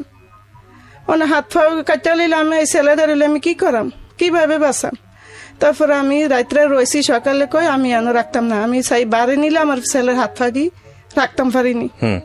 আমি ছেলে দ্বারা আমি হাত পা কাটতাম দিতাম না দিয়ে এরপরে আমি ইয়াত নিছি যে হেন ফাস্টফুড অফিসে অ্যাম্বুলেন্স দিয়ে নিছি। এইভাবে নিয়ে গেছি আমি। আমার চাচারা বিরা 2 জন লগে আছে, আমার ভাই আছে, নিয়ে আমি এইভাবে আমি ফাস্টফুড করছি 15,000 টাকা দিয়া 24 ঘন্টার ভিতরে। ছেলের বাবা কই তখন? ছেলের বাবা দেশে, ছেলের বাবা কোনো লগে আইসে না, শুধু আমার 2টা চাচা আর আমার একটা ভাই। আর আমি না, ছেলের বাবা আইসে না। হ্যাঁ, হিত বুদ্ধি আসিল না, হঠাৎ এই কথা শুনছে রে। আমি তো মা যে দূর করে, বাবাই কোনো দূর করে না। আমার এই যে সন্তান আসিল, আমার কিছু বুঝি আসিল না, আমার 4টা সন্তান। আমি অবাক হচ্ছি, মানে এইরকম অবস্থায় আপনি তো এর আগে তেমন একটা ঢাকা শহরে আসেন নাই? না, আমি ঢাকা না, আমি শুনছি, কোনোদিন ঢাকা আসছি না। চিন্তা করেন, এরকম একটা রুগী, সে মৃত প্রায়, মা তাকে, আমি শুধু পাসপোর্ট অফিসের কথা চিন্তা করতেছি। এই অবস্থায় নিয়ে শোয়ানের ভিতরে অ্যাম্বুলেন্সের ভিতরে হের ছবি টবি তুলে নিছি। নিয়ে পরের দিন 24 ঘন্টার ভিতরে 15,000 টাকা দিয়ে আমি যখন সাথে করছি, আমি বাইরে নিয়ে দেখাম আমার ছেলের হাত ফাড়ি রাখতাম পারিনি। এরপরে বনানি লইয়া গেছি, বনানি লইয়া জানে হে মারা গেছে, আমরা কাছে রাখতাম না। আবার অ্যাম্বুলেন্স সাথে করে আমি মোহাম্মদপুর সিটি হসপিটালে নিয়ে আসি। সিটি হসপিটালে আইসির ভিতরে নিয়ে ফুরাইছে, এরপরে একটু ধুম ফুরছে। এরপরে তারা খুললে খাইলে দেখা কয় সাইরে হাত ফাড়া হন যেত না, কাটতে লাগবো। আমি সই দেই না, 21 দিন হয়েছে আইসির ভিতরে আছে, আমি সই দিতে আসি না। আমার ছেলের হাত পা কোন রমে আমি কাটতাম না। পাসপোর্ট বাড়িতে ওই আবার ইয়া করতে ভিসা আইতে 3-4 দিন জায়গাতে আছে, কিন্তু ভিসা পায় না, টিকিট পাইতে আছে। তো আপনি দৌড়াদৌড়ি করতেছিলেন কিভাবে এগুলা? হ্যাঁ মানে আপনার সাথে আর কে ছিল? আমার সাথে আমার এক খালুয়া ছিল, ওই যে এবার কাছে সার্কিট টাকাটা দিছিলাম, উনি ছিল? উনি ছিল। আর নানা ছিল। আর আমার দুইটা চাচা ছিল, আমার ভাইয়া ছিল, হেরা আমার দৌড়াদৌড়ি করতেছে, দৌড়াদৌড়ি করতেছে, আমিও তো কান্নাকাটি করতেছে। আমি 21 দিন শুধু পানি দেখাই আমি আসছিলাম, আমার ছেলের দিল চাই, আমি কি করাম, আমি এটার কিভাবে বাঁচাম। আমি এরপরে আমি এই দৌড়াদৌড়ি কইরা টিকিটে ফাইতেছে না, টিকিট খালি ফিস না, আমি টিকিট খালি ফিস না 90,000 টাকা বলতেছি শুয়াইয়া নিব, হেরে 90,000। আর দুইজন আমার দেশের তারারে কইতাছে হের লগে যাইবে, হেরার ফাস্টফুড আছে, তারা একবার আগে 3বার ফিরচায়, যাইতো না। আচ্ছা, 3বার ফিরচায়, খালি ফিরচে রাখতে রাখতে সময় গেছে। 21 দিন আপনি ছিলেন কোথায়? 21 দিন আমি হাসপাতাল ছিলাম। হাসপাতালে বারান্দায়? হ্যাঁ, হাসপাতালে বারান্দায় আমি আমার ছিলাম। শরীর কিন্তু পস্তি আছে। হ্যাঁ, শরীর পড়তেছে, হ্যাঁ আইসির ভিতরে রাখতেছে, শুধু মারে খালি নেয়, শুধু মারে দেখবো। আমি একদিন গেছি, যাইয়া দেখি আমার ছেলে কাঁপতে কাঁপতে কাঁপতে কাঁপতে ধুম জাগিতে আছে, কতটা কম্বল দিয়ে জাতা দিয়ে ধরে রাখছে। এরপরে ডাক্তারে দেখে রাজীবের আম্মুর কেন আনছো হন, আম্মুর বার করো। এরপরে আমি তো বাড়ি আইয়ালাইছি। এরপরে আমার ছেলেরে পরে আবার ডাকছে নিয়ে কিছু সুস্থ নে। আমি কো বাবা তুমি এরকম করছো কি? এরকম আমি তো মাঝে মাঝে এরকম হয়েছে কি, আমার ধুম জায়গায় আমার হাত পা দিয়ে আরো কাটা লাইলে মনে আমি বাঁচতাম পারাম। আমি উৎসর্গ দিছি আমার হাত পা কাটার জন্য। এরপরে ডাক্তারে আমার নিয়ে বুঝাইছে, দেখেন 21 দিন হয়ে গেছে, আপনার ছেলে মারা যাইবে, আপনি কি বাঁচাইবেন হাত পা কাটতে না মারা মা মৃত্যু হইব? আমি থাক, আমি সই দিয়ে আমার ছেলের বাঁচান, আমার হাত পা লাগতো না। মানে ও নিজেই বলেছে যে আমি বলতাম যে আমার তো তখন আমার একটু জ্ঞান ছিল। ডাক্তাররা বলতেছে তোমার যেহেতু একটু জ্ঞান আছে তাহলে তুমি বুঝাও তোমার মাকে। আমি বুঝাইতেছি মা কাটো, আমার হাত গুলো কাটো, যন্ত্রণা করতেছি। যদি শোয়াইতে শোয়াইতে ডাক্তারে কয়েক হাত ধরে কাটতে লিব, মা কিরকম লাগে। আমি জগতের মা ছিলাম। প্রথম দিন আমার যখন অপারেশন হয়, প্রথম 5টা আঙ্গুল, 10টা পায়ের 10টা আঙ্গুল কাটে, হাতের 10টা আঙ্গুল কাটে। ডাক্তাররা বলতেছে যতটুকু রাখা যায় ততটুকু উপকারে আসবে। আমরা চাই না যে ওর যতগুলো পচে গেছে ততগুলো কাটে ফেরাই দিন না। প্রথম আমার পায়ের কবজিগুলো কাটে, হাতের কবজিগুলো কাটে, প্রথম অপারেশনে আমার কাটার পরে 3 দিন পরে আবার ড্রেসিং করব। ড্রেসিং করে দেখতেছে আবার পচে গেছে বেশি, আবার কাটতে হইব, অপারেশন করতে হইব। তারপর আবার কাটছে, 2বার অপারেশন, 2বার পাগুলো কাটছে, হাতগুলা কাটছে। প্রথম পায়ের পাতাগুলো ফালাইছে, হাতের কবজিগুলো ফালাইছে প্রথম অপারেশনে। তারপর 3 দিন পরে আবার ফালাইছে, আরো ফালাইছে। কোথায় হয়েছে আপনার অপারেশনটা? Mohammadpur city hospital. আচ্ছা, 21 দিন আইসিইউতে ছিলাম। অপারেশনের পরে সেন্স ছিল না? না, কতদিন ছিল না সেন্স? 3 মাস আসিলাম, 21 দিন আইসির ভিতরে আসিল। আইসির ভিতরে কাটটা কুটটা কিছু সুস্থ নেই, পরে সিডুনিয়া দিছে। 3 মাস আসিলাম, আর 3 মাস বাড়ি থেকে 1 দিন 2 দিন পর অ্যাম্বুলেন্স নিয়ে ড্রেসিং করে তো আনছিল। তারপরে বলতেছি প্রথম আমার অপারেশন হয় 5টা মোট হসপিটালে। আচ্ছা, হসপিটালে আমার 3 মাসে 5টা অপারেশন হয়। হাতগুলো 2বার করে কাটে, ইয়েগুলো 2বার করে কাটে। আরেকটা কথা হলো যে আমার একটু পায়ের অংশ ভালো ছিল। হ্যাঁ, ভালো থাকার কারণে এক পায়ের স্কিন গুলা দিয়ে মাথায় কাজ করাইছে, পিঠে কাজ করাইছে, সবগুলাতে কাজ করাইছে। যেহেতু একটা পা ভালো ছিল, স্কিন দরকার লাগে। ওই যেটুকু ফেলে দিয়েছে ওইখান থেকে স্কিন গুলা নিয়ে কাজ করে তারপরে পাটা ফেলছে। এই স্কিন গুলো আপনার আবার জায়গা জায়গা লাগাইছে, পায়ের মাথায় লাগাইছে, পিঠে লাগাইছে, এগুলা স্কিন গুলা। আমার যদি এই পাটা যদি ভালো না থাকতো তাহলে আমার ট্রিটমেন্ট করার সুযোগ সুবিধা ডাক্তাররা পাইতো না। এই পাটা ভালো থাকার কারণে এখান থেকে চামড়া নিয়ে সব জায়গায় কাজ করেছে। আমার এই পাটা ভালো থাকার কারণে পিঠে পুটে লাগাইছে আর কি, লাগাইছে। আর ডাক্তাররা প্রথম যাইছে এই পাটা পুরোটা ফালা দিতে চাইছিল। আচ্ছা, মানে বাম্পা পুরোটা ফালা দিব ডাক্তাররা। অনেক টাকা দিতেছে, দৈনিক 50,000 টাকা খরচ দিতেছে। আচ্ছা, না আপনি টাকা এগুলো কি করতেছিলেন? টাকা ম্যানেজ করতেছিলেন কিভাবে? টাকা এরপরে আমি আছে না ঢাকা জানি আমি গাড়ি ভাড়া কিন্তু লই আসি না। আমার রুমও 5,000 টাকা ছিল, আমি হেরে লই শুনোনে এটা করে লই আইছি। এরপরে আমি তো আমার ছেলে, আমার চাচারা, আমার আত্মীয় স্বজনরা, হের কলেজের প্রিন্সিপালরা, হের বন্ধু বান্ধবরা অনেক আমার যা ফারছে কিছু আমার সাহায্য তুলিয়া দিছে। এর প্রতিদিনকে আমার সাহায্য দিব হেরা তুললে। এরপরে আমি 11 লাখ টাকার মতন আমার আত্মীয় স্বজনের থেকে আমি হালাত বরাত করছি। ওরে বাবা! কইরা তারপরে দেশে গেছি। 6 মাস চিকিৎসা চালিয়ে দেশে যে আমার 3 ঘন্টা বসত আছে, একটা কাঠকারি ঘর আছে, 3 ঘর আছে। এটার বিক্রি করে লইতাম। বলেন। হসপিটাল ট্রিটমেন্ট গুলো এমন ছিল যে চিৎকার এত বেশি ছিল আমার, রুমের অপারেশন থিয়েটারের থাইগুলো আছে না আপনার, আটকানো দেওয়া ছিল। আমার চিল্লানো এত চিল্লাইতাম আমি, আমার দুনিয়াতে কারুর কথা মনে নাই, একমাত্র আল্লাহ নবীজির মার বাদে দুনিয়াতে আমার কারুর কথা মনে ছিল না। 3 মাস যে আমার বাবা আছে, ভাই আছে, বোন আছে, আত্মীয় স্বজন আছে, কারুর কথা মনে ছিল না, একমাত্র আল্লাহ নবীজির আর মার। আমি চিৎকার করতাম, ডাক্তাররা বাদে কানে ইয়া দিয়ে রাখতো, এত চিল্লাইতাম। দৈনিক ড্রেসিং, যখন ডাক্তাররা আসতো যে রাজীব আজকে তোমার ড্রেসিং হবে, তখন আমার জ্বর ছিল 104। জ্বর ড্রেসিং তো বললো 104 জ্বরে যা শরীরে। মানে ড্রেসিংটা আমি অনেক গল্প শুনেছি এরকম, ড্রেসিংটা খুব কষ্টকর হয়। আপনার কারেন্ট পোড়া রোগী যদি যতক্ষণ ড্রেসিং সে সহ্য করতে পারবে ততক্ষণ যে বেঁচে থাকবে। যখন আমাকে অপারেশন থিয়েটারে দৈনিক ড্রেসিং করানোর জন্য নিয়ে যেত, তখন পাশে ছিল আপনার লাশ বার করার যে একটা বেড, এই বেডটা পরে থাকতো সব। তো আমি বেডটার দিকে তাকাইলে সবচেয়ে ভয় পেতাম যে আমি আজকে ঢুকতেছি, একটু পরে তো আমি তো মারা যেতে পারি, আমাকে এটা দিয়ে বের করে নিয়ে যাইব। আমি অনেক চিল্লাচিল্লি করতাম, অনেক। ড্রেসিং এত কষ্ট, পুরারের মতন কষ্ট দুনিয়াতে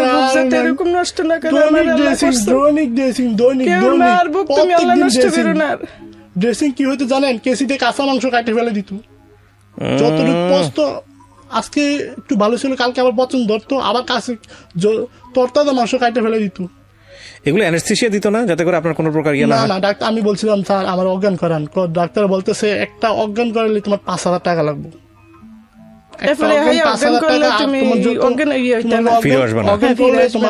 শরীরের যে হৃৎপিণ্ড গুলো আছে, কিডনি গুলো আছে, এগুলো অকেজ হয়ে যাবে, দুর্বল হয়ে যাবে।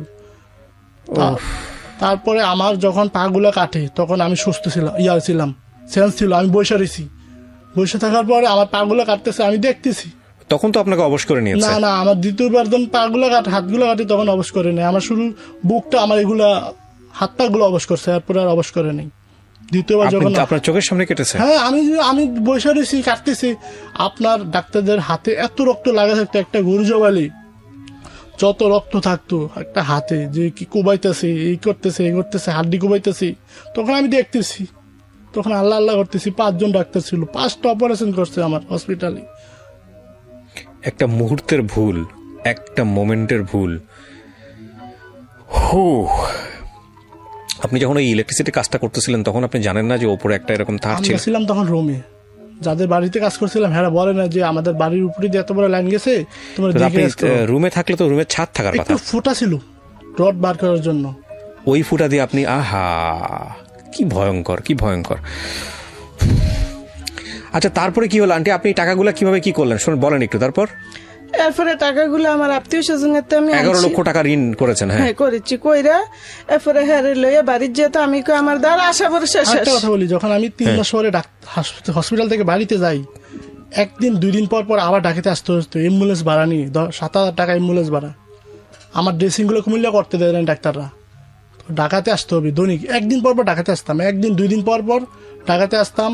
দিনে ড্রেসিং করে আবার দিনে চলে যেতাম, আবার আসতাম ঢাকাতে, আবার ড্রেসিং করে ঢাকাতে হইতো আমার। বাড়িতে যাওয়ার পর 1 দিন 2 দিন পর আবার ঢাকাতে আসতাম। একটা অ্যাম্বুলেন্স ভাড়া 7,000 টাকা করে। আল্লাহু আকবার। ঠিক আছে, হ্যাঁ তারপর? এরপর দেশে যাইয়া তো আমি আমার দ্বার দেওয়ানোর কোনো আশা ভরসা নাই। আমার আশা ছিল এটা ছেলে মেয়ে আছিল, 4টা ছেলে মেয়ে, একটা মেয়ে বিয়ে দিছে, আরেকবার এবার 9-এ মাইয়াটা। আর এটা আমার আশা ভরসা ছিল, কত কষ্ট করে আমি চলে ফিরে গেছি, আমার এই যে ভবিষ্যৎ আছিল। তারপর আমি সবার ডাক দিয়ে আনছি, আমার বসতটা আমি বিক্রি করে এলাম। তো আইসে সবাই আইসে আইয়া আমি তো দেওয়ানোর কোনো আমার লাইন নেই, আমি বসতটা বিক্রি করে আমি ঋণ শোধ করবো করবো করতে আমি যে আনে গাছতলে থাই, আমার রেডি রলে আমি যে গাছতলে থাম। তো কই আমার চাচা জায়গা সবার এলে রুমু বইছি বইয়া 11 লাখ টাকা বায়না দিছে, 80,000 টাকা বায়না দিছে, 1 লাখ টাকা বায়না দিয়ে গেছে। আর হেডি 2 মাস পরে দিব দিয়ে টাইম আইসে তারা, আমি যাই গরিবের আগে আমি থালা বাজি যাই জোরাইছি, হেডি আমি আস্তে আস্তে সরাইতেছি। তারা এক হাতে দলিল দিব, আর এক হাতে আমি ঘর সাইরা দেওয়া লাগবো, ছাড়লে তারা আমার টাকা দিব। এরপরে হঠাৎ তারা করে রাখতো না, তারা বলে যে এটা নিবে না। নিবে না। তো আপনার প্ল্যান কি ছিল? আপনি কোথায় যাবেন এই বাড়ি ছেড়ে? আমার বাপের বাড়ি কাছে আছে, আপাতত বাপের বাড়ি থাকলাম, এলে নাইলে চাচার আরে কইছি আমি নিজে উজ্জা কইছি, আমি অনেক দিলে কই যাম, মাইয়াটা নতুন বিয়া দিছি, কই যাম আমি একটু বাপের বাড়ি যে একটা সাফরার মতন তোলে থাই, এরপরে জানে যাই যাম। এরপরও রাজি হয়েছে, এক ভাইয়ে রাজি হয় না, আরেক ভাইয়ে রাজি হয়, এরকম তারা দুজনে করে থাকতো। আমি বাপের বাড়িতে আমি যাই, তাই আমি ঘর তোলাম, মানে উঠলে তো আর ফালা দিতে পারতো না। মা বাপে কি ফালাই দিতে পারে। তারপরে আমি রাজি হয়েছি, আচ্ছা যাই। এর পরে দেই তারা টাইম এসে না নিত না জমিন, যারা নেওয়ার কথা বললো ওরা বললো যে না না আমি মানুষের কইছি 50,000 টাকা ঘুষ 80,000 টাকা ঘুষ দেন যাতে আমার বিয়ে জমিনটা বিক্রি টাকাটা লইয়া দেয়, আমি যাতে মানুষের পরিশোধ করতাম পারি। মানে দালালে বলছেন? হ্যাঁ দালালে বলছে আমার পরিশোধ করতাম পারি, আমি মুক্তি হয়ে মানুষের কাছে দিয়ে আমার গর্ব হইবে। আমার মা তো করতে পারবে, আমি বাঁচি আনছি। আমার মা ডাক্তার শুনতালে সব আমার মা ডাক শুনানোর লাগে আমি রুমে হাসপাতালেতে বাঁচিয়ে নিছি, আমি টাকার চিন্তা করছি না। না কয় নিব না, তো না নিলে আমার ছেলে একদিন আমি এই সময় 8 লাখ টাকা আবার আরেক পাঠিয়েছে, 8 লাখ 5 লাখ টাকা আমার দেন দইতো না। আমি আবার হেডে কিভাবে দেন পরিশোধ করাম? হ্যাঁ আমি এই অবস্থা আবার চিকিৎসা ডাকা আনতাম নিতাম। আমি যখন বাড়িতে ছিলাম, বাড়িতে চিন্তা করতেছি মা 8 লাখ টাকা তো জমি বিক্রি করে কোনো লাভ হবে না, ঋণ তো আরো থাকে। হেডে কিভাবে পরিশোধ করাম? চলো এই সময় টাকা আনি নেই, চিকিৎসা চলতে আছে। একদিন অ্যাম্বুলেন্স একটা ঠিক করছি, ঠিক করে আমার একটা স্বাস্থ্য ভাই লইছে, আমার পাশের বাড়ি একটা কাকু হ্যাঁ দুজন লইছে, হ্যাঁ বাবা আইতো না। আবার যদি হাড়ি ফাতি লইয়াই প্রোগ্রাম তো করে রাখছি আমরা, আবার ঢাকা যাই আর আইতাম না, তো গরম বসে আটকাইব। তা হ্যাঁ লইয়া আমি একা খালি শুধু একটা কম্বল আমার ফুতের বাথরুম করেন জানি এই দিল, এক বোতল পানি লইয়া আইসি, আইয়া রাইতারে রইছি। রইকার পরের দিন আমার একটা পুত্রা থাকে ঢাকা শহর হসপিটালে রাইতারে থাকিয়া। এরপরে আমি আমার পুত্রা একটা হুইল চেয়ার কিনা দিছে, একটা বাসা ঠিক করে দিছে। আমি কিচ্ছু আছি না, সৈন্য হারা, আমি নামাজ না রোজা না গোসল না। পরে বাড়িওয়ালা কয় ভাত খাইছি নেম কাজ 2 দিন ধরে আমি অনাহার করতে ভাত খাই, আমি যা টাকা লইয়াছি ফতে ফতে শেষ হয়ে গেছে। তো 2টা কয়টা বাসনও বাদ দিয়েছে, দুনো মায় ফুটতে খাইছে। এরপরে কই আমি কাফা গো আমার একটা জামা দেন না, আমি গোসল করে যাতে নামাজটা পড়তাম পারি। তো আমার একটা পুরান জামা দিছে, আমি গোসল করছি, নামাজ পড়ছি। নামাজ পড়ে পরের দিন আরেকজনে কয় আপু কয়টা চাল আছে নিবেন নি, নষ্ট চাল গন্ধ। আমি গন্ধে সারবো এটি খাইছি, এই চাল দিয়ে আনছি, আমাকে একটা ফাতিল দিয়েন, আমি রান্দাম কিভাবে। আপনি বাসা কোথায় নিয়েছেন তখন? যেখানে আছি এখানে হনুর আছি না, ওখানে কি আপনি বাসার খোঁজ পাইলেন কিভাবে? আমার পুত্রা লইয়া দিছে, আমার মাইয়া বিয়া দিছি। আচ্ছা, তো ও নিয়ে দিয়েছে আপনাকে এখানে বাসা কি কারণে? কি কইছি আমার ছেলে না বুদ্ধি করে আছে, এবার যাইতাম না, দরকার রাস্তার দিকে করে জমিন যারা হাম্মা